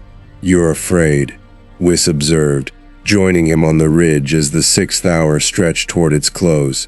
Beerus a short distance off, uncharacteristically patient, watching the horizon with his arms folded. "I confess I wouldn't have expected that, from something as old and careful as your kind is meant to be." "I am," Eku admitted, and the admission cost him something visible, some last remaining pretense of the detachment his order had built its entire existence around. "I have watched worlds end before, Whis. I have watched them end and felt nothing but the clean, correct grief of recording a true and necessary thing. I do not feel that here. I feel—" He stopped, searching for a word his long vocabulary, built across 11,306 worlds, had somehow never needed until today. "I feel as though something of mine is at stake, and that is not supposed to be possible. That is the exact thing the oath exists to prevent." "Perhaps," Whis said gently. "The oath was built to prevent watchers from interfering out of cruelty of indifference, from acting carelessly, or from playing favorites among worlds without proper cause. I wonder if it was ever meant to account for a watcher who simply, after 11,306 worlds, finally found one worth caring about correctly." Eku looked at him for a long moment, something unreadable moving behind his ancient, pale eyes. "That is a very generous reading of my own weakness," he said finally. "I find," Whis said, watching the still, silent Celestial with the small, knowing smile of a being who had, himself, spent centuries walking the narrow line between duty and genuine care for the world he'd been assigned to observe, that the line between weakness and the beginning of wisdom is considerably thinner than most institutions like to admit. Above them, without warning, the seam of light along the Celestial's faceless helm flared, sudden and absolute, bright enough to turn the darkening sky white for one long, suspended second. The reading was over. The judgment had begun. The light did not fade so much as settle, sinking from a blinding white flare into a steady, pulsing glow that ran the length of the seam like a held breath finally being released in slow, controlled measure. Every witness on the coastline felt the change in the air before they understood what it meant. A pressure that had been building, invisible and total, for 6 long hours, beginning at last to resolve into something with actual shape. The Celestial spoke. It was not speech as any mortal throat understood it. No words in any tongue, no sound that could be transcribed or translated by conventional means. And yet the meaning arrived, whole and unmistakable, in the mind of every living thing on the planet at once, farmers and children and gods of destruction alike. A single vast impression pressed simultaneously into 8 billion minds. This world has been weighed. The words that followed came slower, more deliberate, carrying the particular weight of something ancient, choosing its meaning with enormous care, aware that the substance of an entire civilization's fate rode on precisely how the verdict was framed. Cruelty exists here, as it exists on every world I have judged. Stagnation does not. This world still strives, still grows, still remakes itself against its own worst instincts, generation after generation. Hollow strength does not define its mightiest. I have tested this directly, and found instead something rarer, strength that exists to serve, freely given, without the corrosion of ownership. This is not a world that has stopped choosing to be better than it was. A pause, vast and total, that stretched every witness's nerves to the breaking point. The verdict is continuation. The relief that swept the coastline was immediate and physical, Krillin sagging visibly, Chi-Chi's hand tightening hard around Goku's, Piccolo's shoulders dropping a fraction from the rigid readiness he'd held for 6 unbroken hours. Beerus let out a long breath he hadn't realized he'd been holding, and even Whis, unshakable Whis, allowed himself a small, genuine smile. On the ridge, Eku closed his eyes, and something that had been coiled tight in his chest since the moment the mountains first cracked open 3 days ago finally, quietly, released. But the Celestial was not finished. This world will continue. The vast impression pressed on, and something in its shape had shifted, subtly, from verdict into something closer to warning. But continuation is not the same as safety. I am not the only architect who has slept in forgotten corners of this galaxy, waiting for a signal. My waking was not silent. It was heard by others of my kind, scattered across older, colder reaches of this universe's furthest edges, sleepers who have rested longer than I have, and whose judgment, when it comes, may not weigh as generously as mine has. The relief on the coastline curdled, in an instant, into something colder. I came to observe and to weigh. Others of my kind, once woken, do not always choose observation first. Some judge on arrival, without the courtesy of contest. Some have grown, across the long ages of their sleep, less patient with worlds that resist.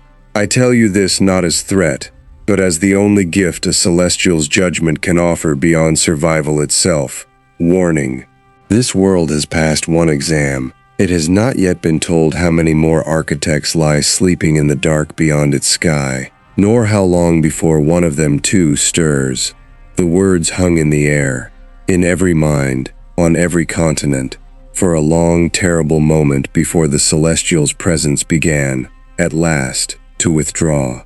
Its vast form did not vanish so much as fold inward, the impossible density of its 2,000-foot frame compressing, layer by layer, back toward whatever dimensional pocket it had emerged from 3 days prior, the ocean around it churning and resettling as its mass diminished toward nothing. I returned to my rest. The final impression came, fainter now, already receding. This world has earned that much peace. Use it wisely. The next visitor may not offer the same courtesy of a contest before judgment. And then, between one heartbeat and the next, it was gone.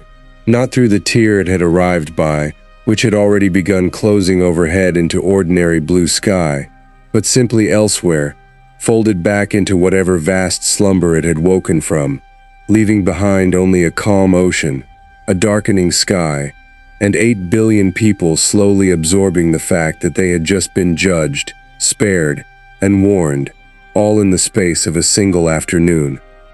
The silence that followed was, for a long moment, total.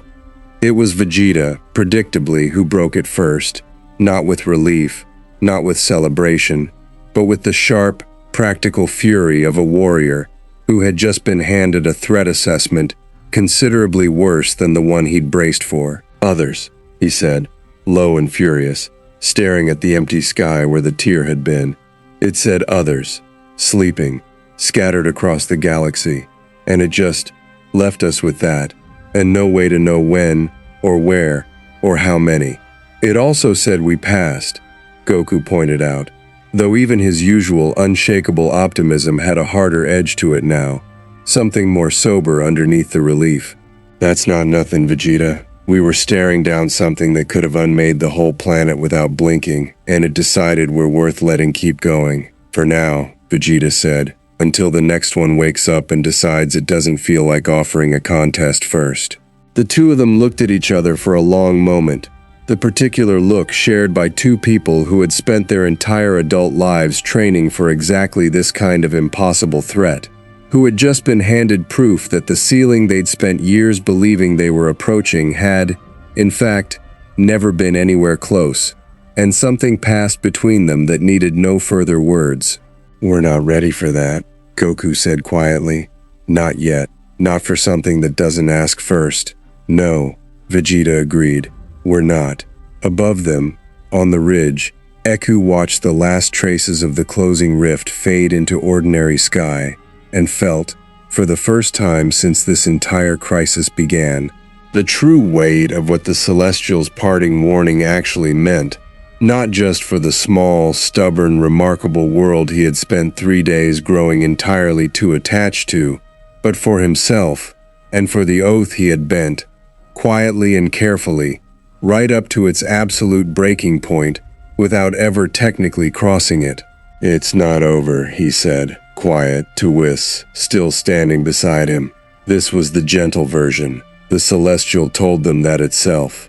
"Yes," Whis said, watching the same darkening sky with an expression that had, over the last several minutes, sobered considerably from its earlier relief. "I rather think it did."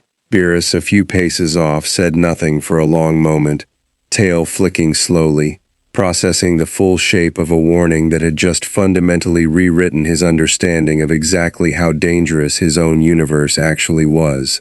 "Whis," he said finally, quiet and uncharacteristically serious, "I want everything you can find, every old record, every scrap of half-remembered myth, anything at all that tells us how many more of these things might be sleeping out there, and where."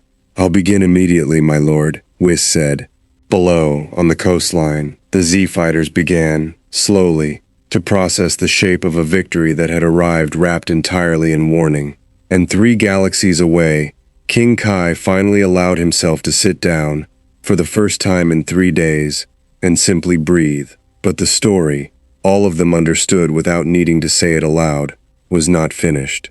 It had, if anything, only just revealed how much larger it actually was. 3 weeks passed before the world found its footing again, and in that time, Capsule Corp became something it had never quite been before, a war room.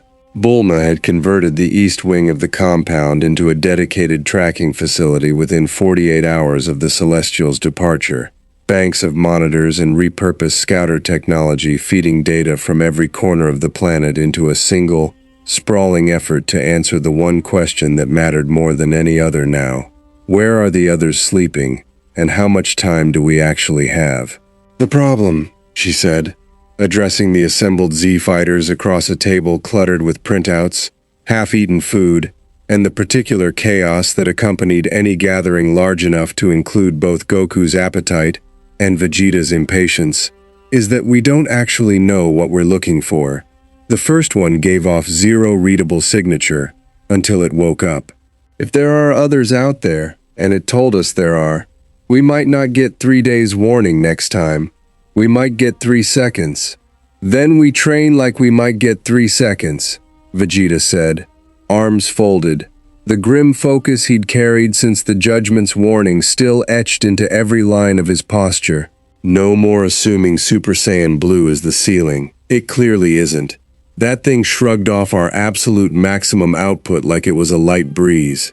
It also staggered when I hit it, Goku pointed out, not for the first time, though the boastfulness that usually accompanied that particular fact had mellowed, over 3 weeks, into something more thoughtful. There's a gap between we can't hurt it and it can't be hurt. We found the edge of that gap once. We need to find it again, faster, with room to spare, because it told us the next one might not give us 6 hours to prove ourselves before it decides. Piccolo, seated at the far end of the table, had said little through most of the discussion, his attention fixed on a printout Bulma had circulated, a hand-drawn star chart, hastily annotated, marking every location across Universe 7 where Whis' ongoing archival search had turned up even a fragmentary myth of sleeping giants, buried architects, or worlds unmade without warning. There are 11 marked here, he said finally, tapping the chart. 11 possible sites. Whis says that's not exhaustive, just what old records from a dozen different worlds happen to agree on, which means the real number could be higher, could be a lot higher. And we have no way of knowing which one wakes next, Gohan added, quiet, or when. No, Piccolo agreed. We don't, which means the only real strategy left to us is the same one that worked the first time.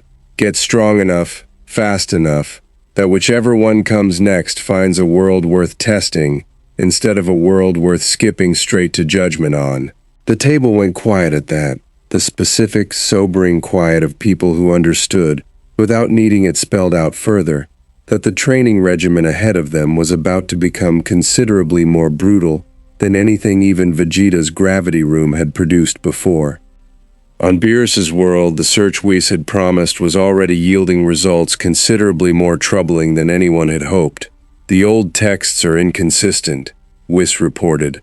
Several scrolls and data crystals arrayed around him in the particular organized chaos that constituted his version of urgent research, which is, in itself, informative.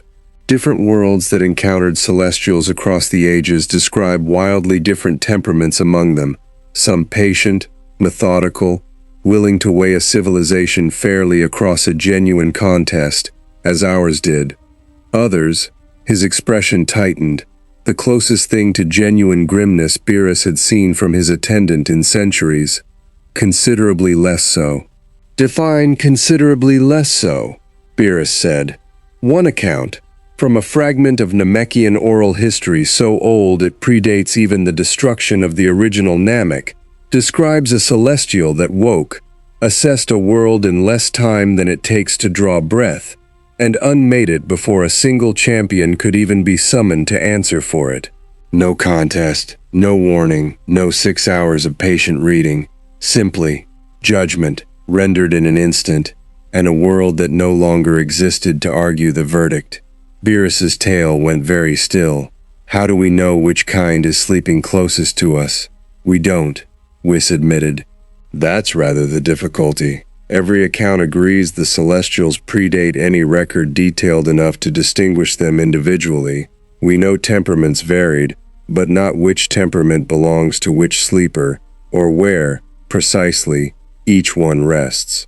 The one that visited us may simply have been, relatively speaking, one of the more forgiving examples of its kind. He paused, setting down the scroll he'd been reviewing with unusual care, which is, I confess, not a comforting thought, given how close that forgiving example came to ending everything regardless. Beerus was quiet for a long moment, processing that, before a new and entirely different concern surfaced. What about the Watcher? He said. EQ. Is his council going to make good on whatever threat that other one made to him? Beerus's expression sobered further. I don't know, my lord, but I suspect we're about to find out. Iku had not been summoned formally. Watchers, he understood, rarely were the order, preferring quieter, more private reckonings to anything so undignified as a public tribunal, but he felt the pull of the council's attention the moment it turned toward him, 3 weeks after the Celestials' departure, with the same unmistakable gravitational certainty he'd felt the moment the ancient giant first began its long walk across Earth. The space the council occupied for such reckonings existed outside any single world's reality, a vast, silent expanse where the assembled eldest of the Watcher Order gathered, when gathering was required, robed and patient and terrible in their collective, ancient authority. Iku had stood in this space perhaps a dozen times across his 11,306 worlds of service, always as witness, never as subject. Today, for the first time, he stood at its center. Iku of the Watchers, the eldest among them, intoned, a presence so vast and ancient that even Iku, no stranger to cosmic scale after this last month, felt something in himself instinctively want to look away. You tracked a Celestial's awakening for 3 days without formal report. You answered the direct questions of that Celestial's attendants regarding the specifics of its judgment criteria. You stood at the boundary of an active judgment radius for the full duration of its evaluation, closer than protocol permits, and by your own account to Uatu say, you have admitted to hoping for a specific outcome. Do you dispute any of this? No, Eku said. I dispute none of it. A murmur passed through the assembled council, not of surprise precisely, but of something adjacent to it, the particular stir that greeted an admission offered without the usual careful hedging. Watchers were trained, across their long service, to deploy in exactly this kind of proceeding. Then explain yourself, the eldest said, if explanation is what you intend to offer. Eku was quiet for a long moment, gathering not his defense. He had genuinely stopped believing, somewhere in the last 3 weeks, that a defense was the right frame for what he'd done, but something closer to the truth, offered plainly, without the protective architecture of justification. I have watched 11,306 worlds, he said. I have held to the oath through every one of them, and I believed, until 3 weeks ago, that the oath was the whole of what I was. That observation, unclouded by attachment, was not merely my function, but my nature. I no longer believe that. He let that sit, allowing the weight of the admission to land fully before continuing. I watched a world weighed by something old enough to unmake it without a second thought, and I watched that world's strongest defenders keep standing, past every reasonable measure of hope, not because they believed they could win, but because giving up simply wasn't available to them as an option. I have never, in 11,306 worlds, watched anything like it. And I will not stand here and pretend that watching it didn't change what I am. That is precisely the danger the oath exists to prevent, the eldest said, not unkindly, but with the immovable weight of law behind it nonetheless. A watcher who can be changed by what he watches is a watcher who can no longer be trusted to watch without bias. You understand this? I do, Eku said, and yet you offer no promise that it will not happen again. No assurance that the next world you find yourself drawn to will meet a different response from you than this one has.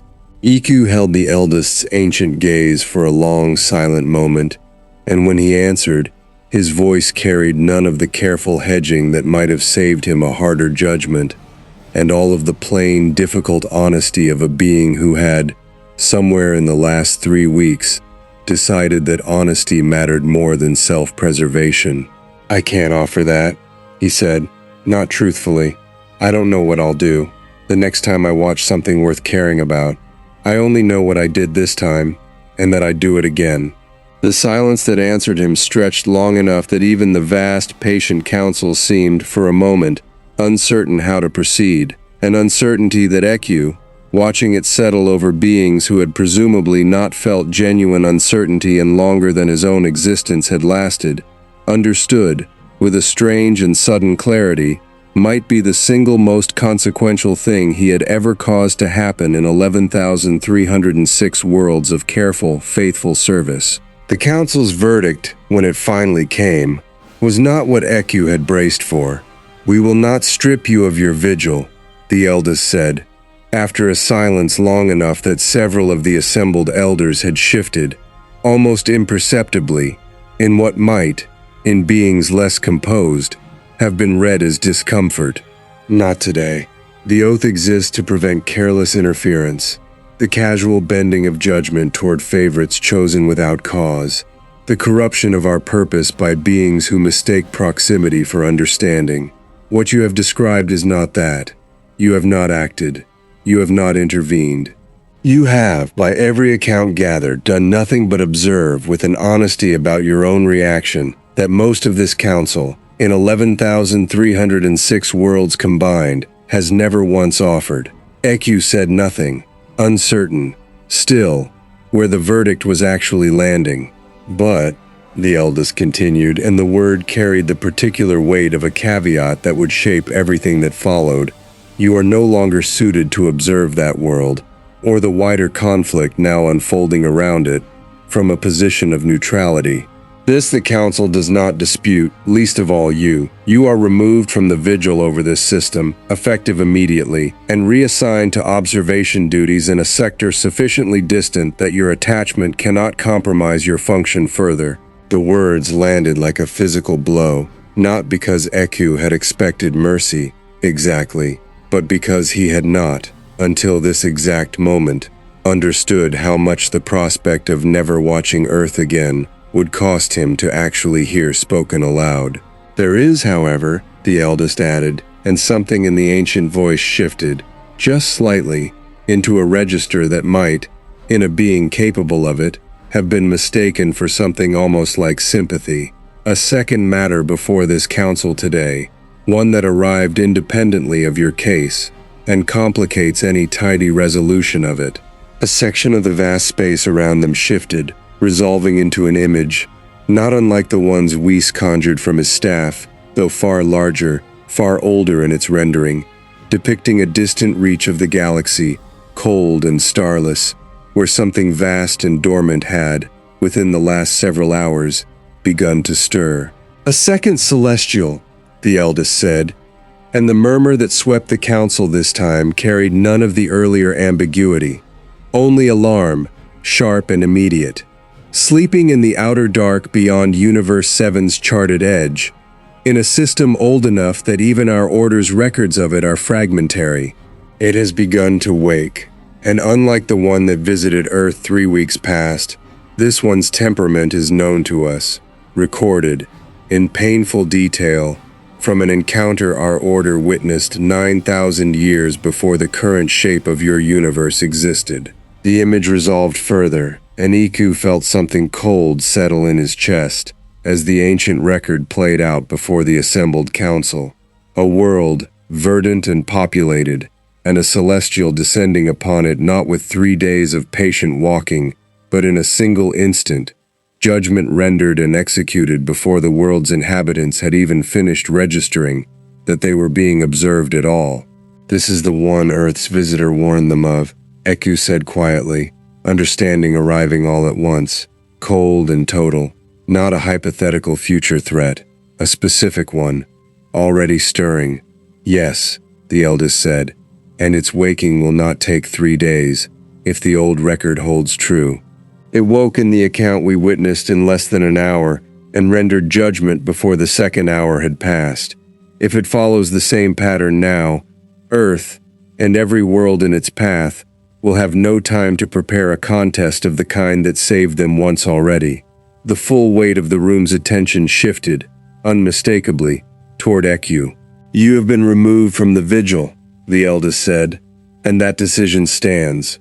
But this council is not blind to the irony of the moment, nor immune to its own uncertainty about how best to answer it. You know that world, and the beings who defend it, better than any other watcher currently serving. If this second celestial wakes as its record suggests, someone will need to warn them, and warn them in time to matter, which is not a courtesy this order has traditionally extended to any world under judgment. Are you asking me to break the oath?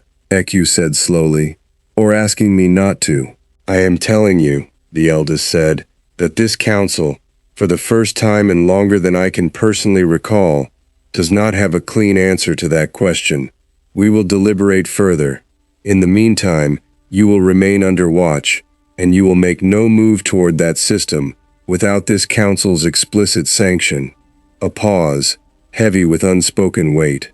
But I will say this much plainly, Eku, because I believe you have earned plain speech today, if nothing else.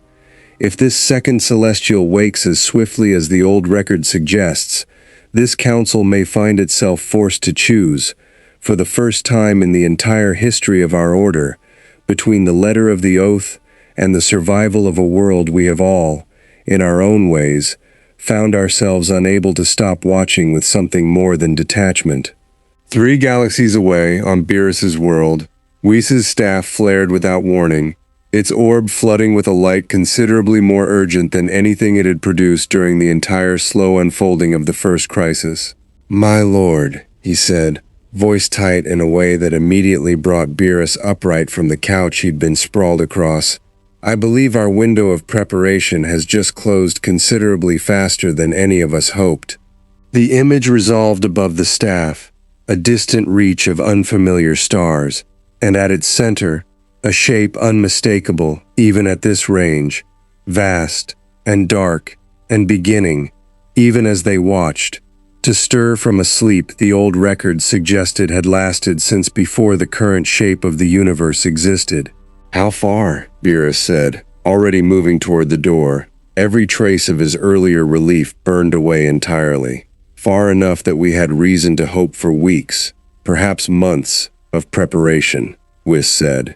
"But its waking, according to what fragments I've gathered, does not follow the same patient timeline as the one that visited Earth.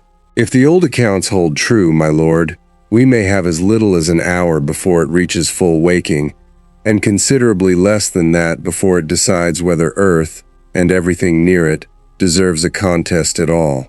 Beerus's ears flattened, every trace of his earlier detachment gone, replaced by the sharp, focused urgency of a god who understood, with sudden and total clarity, that the fragile peace his universe had bought 3 weeks ago was about to be tested again, and this time, with no guarantee of the same patient, 3-day grace period that had made the first world's survival possible at all. "Get Goku," he said. "Get Vegeta. Get every fighter this planet has, and get them somewhere this thing can see them fighting for something. Because if the old records are right, we may not get 6 hours to prove it's worth watching. We may get minutes." Word reached Capsule Corp within minutes, relayed through King Kai in a voice stripped entirely of its usual dry humor, and the war room Bulma had built over 3 weeks of careful preparation erupted into the specific, controlled chaos of people who had trained for exactly this moment, and were still, despite every precaution, catching up to how fast it had actually arrived. "How long do we have?" Vegeta demanded, already moving toward the gravity room door out of sheer reflex before his own mind caught up with the fact that there was no more training left to do. Whatever edge they'd built in 3 weeks, they had now, and no further span of time to sharpen it. "Less than an hour," Goku relayed, his own face drawn tight with a focus that had none of his usual easy humor in it. "Maybe a lot less. King Kai says the old records this one's based on describe it waking and rendering judgment inside 2 hours, total, from first stirring to final verdict." "Then we don't wait for it to come to us," Piccolo said, already rising, the grim clarity of a warrior who understood the shape of the problem faster than most. "We go to it. Every extra minute we spend waiting on our own ground is a minute it spends forming a first impression of a world too slow to even show up for its own trial." "Piccolo's right," Goku said. "Last time, it walked to us. Gave us 3 days it didn't have to give. This one might not extend that courtesy at all. If we want any chance of it seeing us as something worth testing instead of something worth skipping straight past, we need to be there, in front of it, the moment it opens its eyes. Bulma was already moving, fingers flying across her console. I can get a ship prepped in 20 minutes. Not fast enough for normal travel. But if Whis is willing to open a route the way he did for the God of Destruction tournament, he will be. King Kai's voice cut in, tight with urgency. He's already reaching out. Beerus is assembling everyone he can on his end too. Within the half hour, an assembly had gathered that Earth had rarely seen in a single place. Goku and Vegeta, both fresh from 3 weeks of training that had pushed Blue past its previous ceiling into something rawer and more dangerous. Piccolo, having spent the same 3 weeks in grueling isolation, refining a technique he'd kept half hidden even from his closest allies. Gohan, whose latent potential Piccolo had spent considerable effort coaxing back toward the surface, and, standing at the edge of the group with the particular stillness of someone who had spent 3 weeks wrestling with far more than physical training, Eku himself, arrived without council sanction, in direct and deliberate violation of the explicit order to make no move toward the system without permission. "You shouldn't be here," Whis observed, mild as ever even under the circumstances, as Eku materialized among the gathered fighters with the same quiet, unhurried presence he'd first shown on Earth's ridge 3 weeks prior. "No," Eku agreed. "I shouldn't.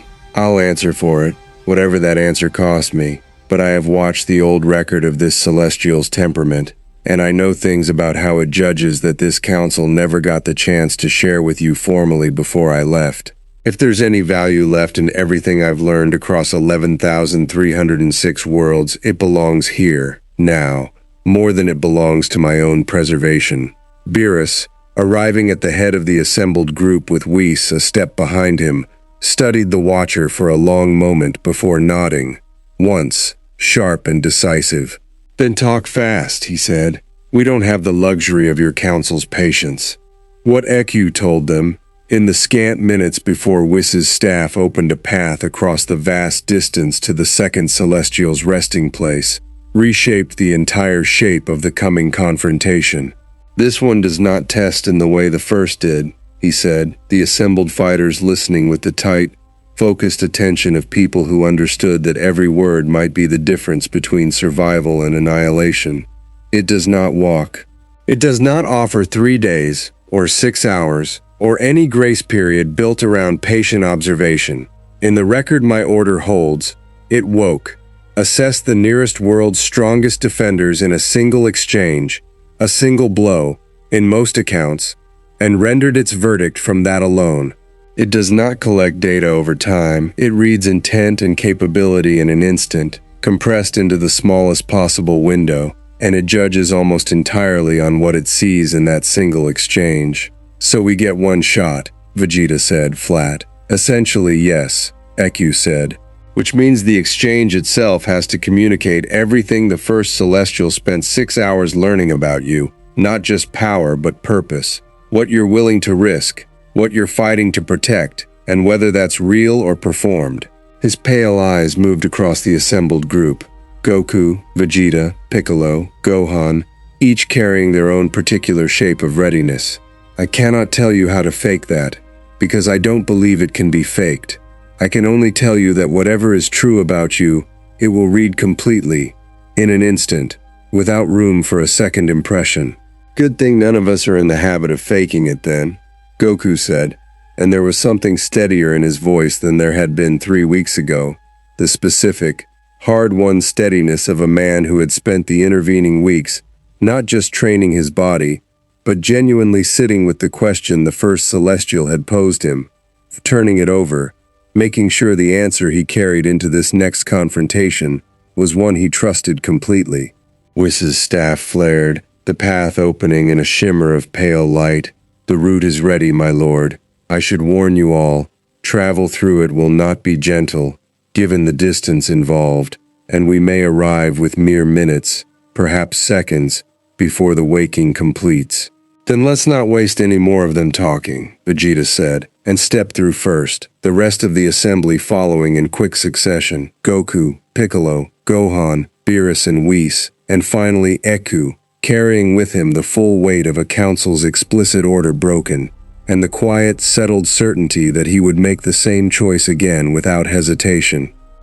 They arrived in a place that made even Beerus, who had seen more of the universe's stranger corners than almost any being alive, go momentarily still. The system was old beyond easy comprehension. A dead sun, cold and dark, its light long since guttered out, casting the entire starfield around it in a perpetual, starless twilight that felt less like night than like the absence of the concept of day ever having existed here at all. At its center, wrapped around a single barren world whose surface had been scoured smooth by ages of exposure to a dying star's last radiation, the second celestial lay curled in a shape that made the first look almost gentle by comparison. Its armor darker, its scale, if anything, larger, its faceless helm already beginning, even as the assembled fighters watched, to pulse with a light that carried none of the patient, measured quality the first celestial's waking glow had shown. "It's already stirring," EQ said, quick and urgent. "Faster than the record suggested. We may have only minutes." "Then we don't wait for an introduction," Goku said, already moving, gold light kindling around him even as he spoke, Vegeta a half-second behind him, the two of them closing the distance toward the waking giant, with a speed and focus that carried none of the earlier fight's exploratory caution, because there was no time left for caution. No 3 days of grace to spend learning the shape of what they faced, only the narrow, unforgiving window of a single first impression that would decide, in moments rather than hours, whether the world they'd fought so hard to preserve 3 weeks ago would be given any chance to prove itself again at all. Behind them, Piccolo and Gohan followed, and further back, Beerus, Whis, and Eku watched the dead system's ancient twilight fill, for the first time in longer than any record could measure, with the light of Saiyan gold and the roar of Ki gathering toward its absolute limit, a desperate, compressed echo of the first contest, forced now into a fraction of its original time, with everything, once again, riding on what happened in the next few seconds. The Celestial's eyes, that were not eyes, opened, and the exchange began. There was no ramp-up, no measured circling, no 3 hours of probing exchanges to find the shape of what they were fighting. Goku closed the distance in a single burst of blue-soaked speed, and threw everything he had. Not a testing blow, not a calculated opening strike, but the same full, unrestrained output that had taken him the entire first fight to build toward, because Eku's warning had left no room for anything else. There would be no second chance to escalate. Whatever this celestial read, it would read from this. The fist connected with the waking giant's forearm a half-second before its eyes fully opened, and the sound that resulted was not the resonant bell tone of the first encounter. It was sharper, colder. The sound of something ancient registering an unexpected variable and recalculating, mid-motion, faster than anything should have been able to. The Celestial's head turned. It did not turn slowly, the way the first one had, savoring the vast, unhurried certainty of something with all the time in existence to spend. It turned in an instant, full attention snapping onto Goku with a speed that made Vegeta, closing from the opposite flank a half-second later, feel a jolt of pure animal alarm he hadn't experienced since the earliest, most desperate days of the fight against Frieza. "It's fast," Vegeta snarled, adjusting his angle mid-flight. Faster than the first one moved in 6 hours. Kakarot. He didn't finish the warning. The Celestial's free hand came around in a backhand sweep that covered the distance between them in less time than either Saiyan's reflexes could fully process, and only Goku's own burst of instinctive speed, trained not through calculation but through decades of split-second survival against things that shouldn't have been survivable, let him wrench sideways in time to take the blow on his forearm instead of across his skull. Even glancing, even partially avoided, the impact sent him hurtling backward through the dead system's starless dark for nearly a mile before his ki reasserted control over his trajectory. "Report," Vegeta demanded, voice tight, still circling, still searching for an opening in a guard that gave no openings at all. "It hits harder," Goku managed, blood already welling from a cut along his jaw, and faster, and it's not testing us gently first. EQ was right, this isn't the same kind of exam. He steadied himself, gold aura flaring brighter, every scrap of the 3 weeks additional training folding into a focus that had nothing left to spare for anything but the next several seconds. We don't get to build up to this one. We have to already be at our ceiling, right now, or it's over before we've shown it anything worth reading. Piccolo and Gohan arrived a beat later, streaking in from opposite angles, and for the first time in the entire crisis, 4 of Earth's strongest fighters converged on a single target simultaneously, rather than trading measured turns.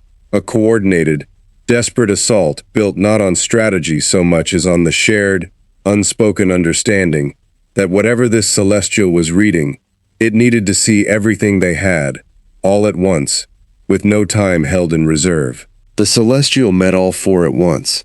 It did not falter under the combined assault the way a lesser being might have, did not even seem to strain exactly, though something in the quality of its motion shifted, sharpening the vast and total attention that had settled on Goku alone, now dividing, impossibly, into 4 simultaneous evaluations, running in parallel. Each fighter met with a response calibrated, in real time, to the specific shape of what they brought. Gohan's ki blast met a palm that turned to intercept it with an angle so precise it looked less like defense than like the giant had already known, before the blast was even fully formed, exactly where it would need to be. Piccolo's technique, the one he'd spent 3 weeks refining in isolation, a devastating fusion of special beam cannon and raw physical force he'd never shown even his closest allies, connected cleanly with the celestial side, and for one instant, one genuine instant, drew something that might, in a being with a face, have registered as surprise. Then the giant's other hand came around, and Piccolo was airborne, driven backward through the dead system's dark with enough force to leave him gasping, ribs screaming, consciousness flickering at the edges before his own considerable will forced it back into focus. "Gohan!" Piccolo called, even as he fought his own body back under control. "Don't hold back, whatever you're holding back. Now, right now, it needs to see all of it." Gohan's eyes flickered, the old, familiar hesitation, the same reluctance to unleash the full and terrifying scope of his buried potential that had defined so much of his fighting life, and for one dangerous second, watching his mentor's warning land against every old instinct, telling him to hold something in reserve, he faltered. The Celestial's attention swung toward that hesitation like a compass finding true north. On the far edge of the dead system, watching with every fiber of his ancient attention, Eku felt something cold settle into his chest. "It's found something," he said, urgent, to Whis and Beerus beside him. The boy, Gohan, it's reading his hesitation. That's dangerous. If it reads restraint as something less than full commitment, then someone needs to tell him to stop holding back, Beerus said, sharp, already moving forward despite every reasonable instinct, telling him that inserting himself into a Celestial's active judgment was among the more catastrophic ideas available to him in this moment. Now, before it finishes reading whatever conclusion it's building from that hesitation. "My lord," Whis said, quick and urgent, catching Beerus's arm before he could commit fully to the reckless charge forward. "If you intervene directly in an act of judgment, there is no guarantee it reads that as anything but interference, and interference from a god of destruction defending his own universe may be read very differently than a mortal fighting for it honestly." Beerus's jaw tightened, torn between the god of destruction's every proprietary instinct to protect what was his, and the cold, practical understanding that Whis was, as usual, entirely correct about the risk. It was Iku who moved instead, not toward the Celestial, not into the judgment radius itself, but toward the one place he could still, technically, act without crossing the final line his council had drawn around him, toward Gohan's own mind, reaching the boy not through interference in the fight itself, but through the same quiet, resonant awareness that had let him witness 11,306 worlds worth of turning points, without ever once needing to touch them directly. The hesitation is not the failure, he pressed, quiet and urgent, into the boy's straining focus, a whisper beneath the chaos of the fight rather than a command within it. The failure would be pretending the hesitation isn't real. It does not want to see a warrior with no fear left in him. It wants to see what you do with the fear anyway. Gohan's eyes widened, just slightly, some old and buried certainty surfacing beneath the doubt that had gripped him. Not the absence of hesitation, but the understanding, arriving all at once, that the hesitation itself had never been the thing holding him back. It had always been what came after it that mattered. He let go. The power that answered was not the clean, controlled release Piccolo had spent years training him toward. It was rawer than that, wilder. The buried potential the old mystic training had only ever partially unlocked, finally surging forward whole and unrestrained, gold light erupting around him in a column that turned the dead system's starless dark, for one blinding instant, into something approaching day. The Celestial's attention snapped fully onto him, and this time, when Gohan's fist connected with the vast, ancient plane of its chest, the sound that rolled outward across the dead system was not the sharp, cold recalculation of before. It was the same resonant, singular crack that had marked the very first crack in the first Celestial's composure, 3 weeks and a universe away, and for one suspended, impossible instant, the second Celestial staggered too. The stagger lasted less than a second, but in that second, something in the quality of the fight changed entirely. The Celestial's response, when it recovered, was not the sharp, dispassionate recalculation it had shown after Goku's first strike. It was something closer to genuine attention, the same quality EQ had recognized in the first Celestial's reading of Goku 3 weeks prior, but compressed now into a fraction of the time, urgent and total. It turned its full focus on Gohan, and for the first time since the exchange began, its motions slowed, fractionally, deliberately, as though some deeper protocol beneath its rapid judgment process had been triggered by the boy's sudden, unrestrained release of power. "It's reading him the way the first one read me," Goku said, breathing hard, hovering at a wary distance alongside Vegeta and a battered but upright Piccolo. "Deeper, not just the punch. What's behind it?" "Then let it read," Piccolo said, wincing as his ribs protested the motion of speech. "That's the only thing that's worked so far." Gohan, caught in the Celestial's sudden total attention, felt the same vast unfolding sensation his father had described from the first encounter, a sense of being opened, laid bare down to some foundational layer, examined not for power alone, but for the shape of what the power was for.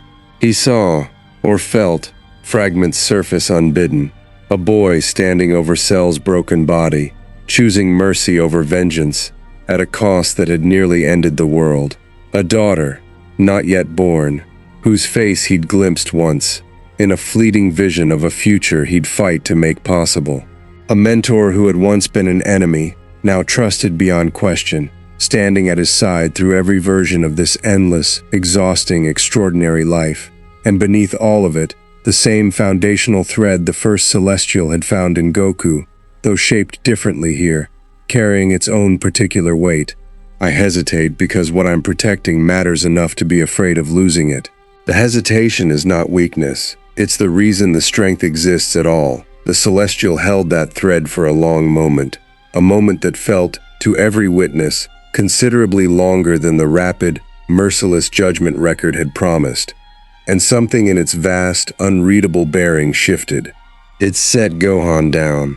Not gently, not with the careful consideration the first Celestial had shown Goku, but with a kind of brisk, businesslike acknowledgement that nonetheless represented, given everything Eku's warning had prepared them for, an almost unthinkable mercy. Interesting, the impression rolled out. The same word the first Celestial had offered, though colder here, more clinical, carrying none of the warmth that had accompanied it 3 weeks prior. This world's champions do not fight without fear. They fight with it, carried forward regardless. That is not the pattern my prior judgments have recorded as failure. The relief that swept the small assembled group was immediate, and immediately, brutally cut short. But fear carried is not yet proof of a civilization worth preserving. The impression continued, harder now, gathering towards something that felt, unmistakably, like the beginning of a verdict rather than an ongoing exam. I do not have the luxury of 6 hours to weigh the whole of what this world has built. My waking does not permit patient reading. I must judge from what stands before me, in the time remaining to me before instinct overrides deliberation entirely. And instinct in my kind does not lean toward mercy. That's not enough time, Eku said, urgent, low, to Whis and Beerus. It's telling us its own judgment process is about to override whatever careful weighing it's managed so far. We're running out of window. Then what does it need? Beerus said, sharp, to render a verdict it can actually stand behind. EQ's ancient face, for the first time since this entire crisis began, showed something close to genuine helplessness. I don't know. The old record doesn't include a case where the subject survived long enough for the Celestial to explain its own reasoning mid-judgment. We are past anything my order has ever documented. It was Vegeta, of all of them, who moved next. Not toward another strike, but toward something none of the fighters had yet tried in either encounter. He stopped attacking entirely, and spoke. You want proof this world is worth preserving, he said, voice carrying with the flat, uncompromising clarity he reserved for moments when posturing had stopped being useful and only truth remained worth offering. Proof beyond a single exchange, beyond fear carried forward, beyond anything a few seconds of combat can show you. I can't give you 6 hours. None of us can. But I can tell you what a lifetime of watching this world taught a man who spent most of his life trying to prove he didn't need it. The Celestial's attention, vast and total, turned toward him. I came to this planet planning to conquer it, Vegeta said, and there was no shame in the admission, only the plain, unadorned weight of a fact laid bare for exactly the kind of judgment now bearing down on all of them. I watched its strongest fighter beat me, and instead of hating him for it, I found myself, over years, against every instinct my whole life had trained into me, choosing to stay, choosing to protect what I once meant to destroy. Not because I was ordered to, not because I was broken into submission, because somewhere in the fighting this world taught me something my own people, for all our strength never valued enough to survive, that strength which only serves itself, eventually has nothing left worth protecting when the fighting stops. His eyes did not waver from the giant's faceless helm. You're not just weighing 4 fighters in a dead system today. You're weighing what an entire world does with strength when nothing forces it to be kind. And I am living, standing proof that even someone who arrived here to destroy it chose, in the end, to become one of the people fighting to keep it standing. The silence that followed Vegeta's words stretched long enough that every witness, mortal, god, and watcher alike, felt the full, suspended weight of a verdict balanced on a single, unguarded truth. Then the Celestial's helmlight flared, sharp and sudden, and the impression that followed carried a different quality entirely.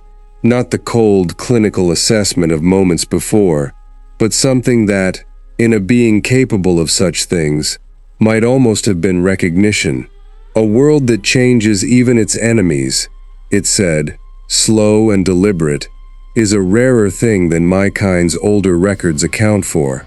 The Celestial did not speak again for a long moment, and in that silence, the entire assembled group, Saiyans, Namekian, God attendant, and watcher alike, felt the full weight of a verdict finally settling into its final shape. I do not have 6 hours, it said finally, the impression rolling out slower now, more measured, as though it were fighting its own instinct towards swift, merciless conclusion in order to render something closer to genuine consideration. My waking permits only this window, and it is closing. But I have been given in this brief span 3 separate proofs I did not expect to find. A warrior who strikes with everything at the very first exchange rather than testing carefully, trusting fully in the moment rather than holding anything back. A boy who fights through fear rather than the absence of it, and finds in that fear the very reason his strength exists at all. And an enemy, a true enemy by his own admission, arrived with conquest in his heart, who found himself remade by what he encountered here, not through force, but through the simple, accumulated weight of choosing, again and again, to become something other than what he arrived as. A pause, vast and total, in which every witness felt certain the next words would decide everything. This is not the pattern of a world that survives through luck, nor a world that merely tolerates strength without shaping it toward purpose. This is the pattern of a world that changes what touches it, softens what arrives hard, and hardens what needs strengthening, and does both without losing the thing that makes either worth doing at all. The relief that began to build in the assembled group was tempered this time by hard-won caution, because every one of them had learned, over the last hour of the most compressed and brutal exchange any of them had ever fought through, that this Celestial's verdicts arrived without warning, and without the comfortable narrative shape a slower judgment might have offered. The verdict, it said, and the words carried, finally, an unmistakable note of finality, is continuation. The words landed and settled, and for one long moment, nobody moved, as though speaking too soon, celebrating too early, might somehow unmake the fragile, hard-won grace the giant had just extended. But I offer this world less courtesy than my kinsman who visited first, the Celestial continued, and the warmth that had briefly entered its impression cooled again, sharpening back toward the clinical distance that had marked the entire brutal, compressed exchange. I do not grant a return to rest the way a patient reading might. My waking, once triggered, does not fold back easily into sleep. I will remain, watching, for a span your kind will find considerably longer than comfortable. Not to judge again, that verdict is rendered and will not be revisited, but because the mechanism of my waking does not permit an easy return to dormancy. Consider my continued presence not a threat, but a witness. I will watch what this world does with the reprieve it has earned, and record it, for whatever purpose the architects who built my kind originally intended such records to serve. It was, EQ understood immediately, an outcome none of the old records had prepared them for. Not destruction, not clean departure, but something stranger and more uncertain. A second, colder celestial choosing to remain, indefinitely, as an unblinking witness to whatever came next. That's not nothing, Beerus muttered, low, to Whis.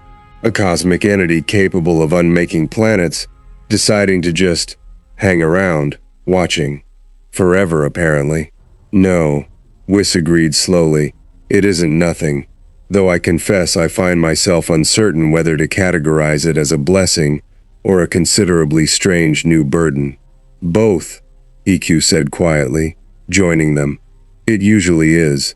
The Celestial withdrew from active engagement, its vast form settling back into the dead system's ancient twilight, folding down from the sharp, urgent alertness of active judgment into something quieter, not sleep, not quite, but a watchful stillness that promised, without threat, that it would remain exactly where it had chosen to remain for as long as it judged necessary.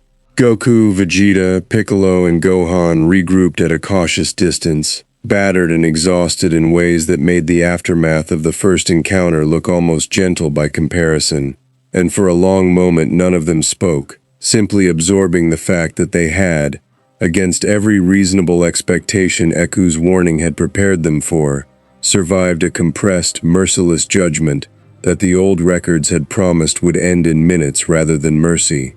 We should not have survived that, Vegeta said finally, flat, still catching his breath. Not on the timeline it described. We got lucky. Maybe, Goku said. Or maybe it wasn't luck. Maybe it's just, this is who we actually are, when there's no time left to build up to it. It didn't need 6 hours to find the truth in us. It just needed us to stop holding anything back. Gohan, still shaking slightly from the aftershocks of a release of power he'd spent years half afraid of, looked toward his father with something that might, in a quieter moment, have become a genuine smile. EQ told me the hesitation wasn't the failure. that the fear was the reason the strength existed at all. I don't think I would have let go without hearing that. Eku, arriving at the group's side with Whis and Beerus a step behind him, inclined his head slightly, an old and careful gesture that carried, in his ancient bearing, the weight of a genuine debt acknowledged. I broke an explicit order to be here, he said. I don't regret it. Whatever the council decides to do with that fact, I would make the same choice again, without hesitation, for exactly the reason I gave them before I left. Then let's hope, Beerus said. Your council has better sense than most institutions I've encountered, and recognizes when a rule has just been proven wrong by the exact outcome it was meant to prevent. The council's final verdict on EQ's second, more flagrant violation arrived 3 days later, delivered not through the vast and terrible assembly of his first hearing, but through a quiet, private visitation from the eldest alone, appearing without ceremony on the same ridge overlooking Earth's ocean, where this entire long crisis had first begun. You broke a direct order, the eldest said, without preamble. I did, Eku said. I'll accept whatever consequence follows from it. The eldest was quiet for a long moment, studying the calm, ordinary ocean below, the same water that had, 3 weeks and 1 impossible second judgment ago, held the full weight of a world's fate, suspended in silent calculation. The council has decided, the eldest said finally, that the oath was never intended to demand the impossible of beings capable of genuine care.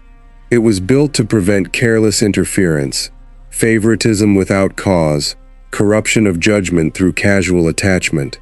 What you have demonstrated across 2 encounters and 2 celestials is neither careless nor corrupt. It is, in fact, precisely the kind of clear-eyed, costly honesty our order claims to value and has, until now, never actually tested against a case as difficult as yours. EQ said nothing, waiting, uncertain still where the verdict was landing. You are reinstated to your vigil, the eldest said, over this system and this world specifically, effective immediately, not despite what you've shown us, but because of it. The council believes, after considerable deliberation, that a watcher capable of genuine care, disciplined enough to never once act on that care in a way that corrupted a judgment's outcome, is not a danger to our order's purpose. He may in fact be the clearest proof our purpose has ever had that watching, done rightly, does not require the absence of a heart. Only the discipline to never let that heart decide what the watched deserve. Eku felt something in his ancient chest that he had no clean word for, even after 11,306 worlds of careful vocabulary, and found, for the first time in his long service, that he did not need one. Thank you, he said simply. Don't thank me yet, the eldest said, something almost warm entering the ancient voice for just a moment. There are more sleepers out there, Eku, more architects, scattered across ages and reaches. This council has only begun to properly map. This world has passed 2 judgments now, against odds that should not have permitted survival either time. It will not always be so fortunate, and it will not always have as much warning as it did today. Watch well. I suspect this will not be the last time your vigil, and this world's fate, are bound more closely together than either of us finds entirely comfortable. 3 weeks became 3 months, and 3 months became the quiet, ordinary rhythm of a world that had, twice now, stared down judgment beyond anything its own history had prepared it to survive, and found, both times, that the truest thing about itself was the thing worth defending. Earth did not become a fortress. It did not fold entirely into permanent vigilance, could not have sustained such a posture even if its strongest defenders had wanted it to, because the thing the Celestials had judged worth preserving was never simply its strength. It was the ordinary, unglamorous, ongoing choice to keep building something worth protecting, even when nothing forced the choice at all. Bulma's tracking network folded quietly back into research on gentler things. Gohan returned, mostly, to a life balanced between scholarship and the training he no longer needed to fear.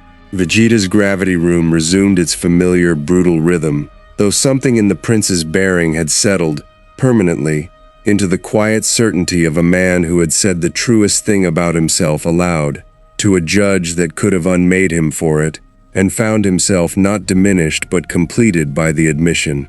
The second celestial remained exactly where it had chosen to remain, a distant, watchful presence at the edge of a dead system, recording without judgment, its purpose now closer to witness than executioner. And Eku, restored to his vigil, found himself, for the first time in 11,306 worlds, watching not from careful, practiced distance, but from something closer to the quiet, steady presence of someone who had finally stopped pretending that caring and watching were opposites. Somewhere in the vast dark beyond Universe 7's charted edges, other sleepers waited still, architects older than memory, judgments yet unrendered, a galaxy's worth of quiet, patient danger that no single victory, however hard won, could fully close the door on. Earth's champions understood this now in a way they hadn't before the first mountain cracked open on a forgotten continent.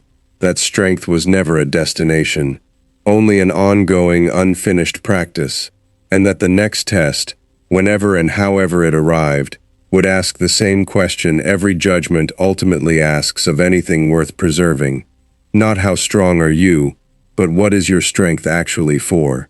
For now, though, the ocean was calm, the sky was clear, and a world that had twice been weighed and twice been spared went back to the small, stubborn, remarkable business of simply continuing, training a little harder, loving a little more openly, and trusting in the quiet, unspoken way of people who have looked into something vast and ancient and found themselves, against all odds, still standing, that whatever came next, they would meet it the same way they always had, together and without giving up.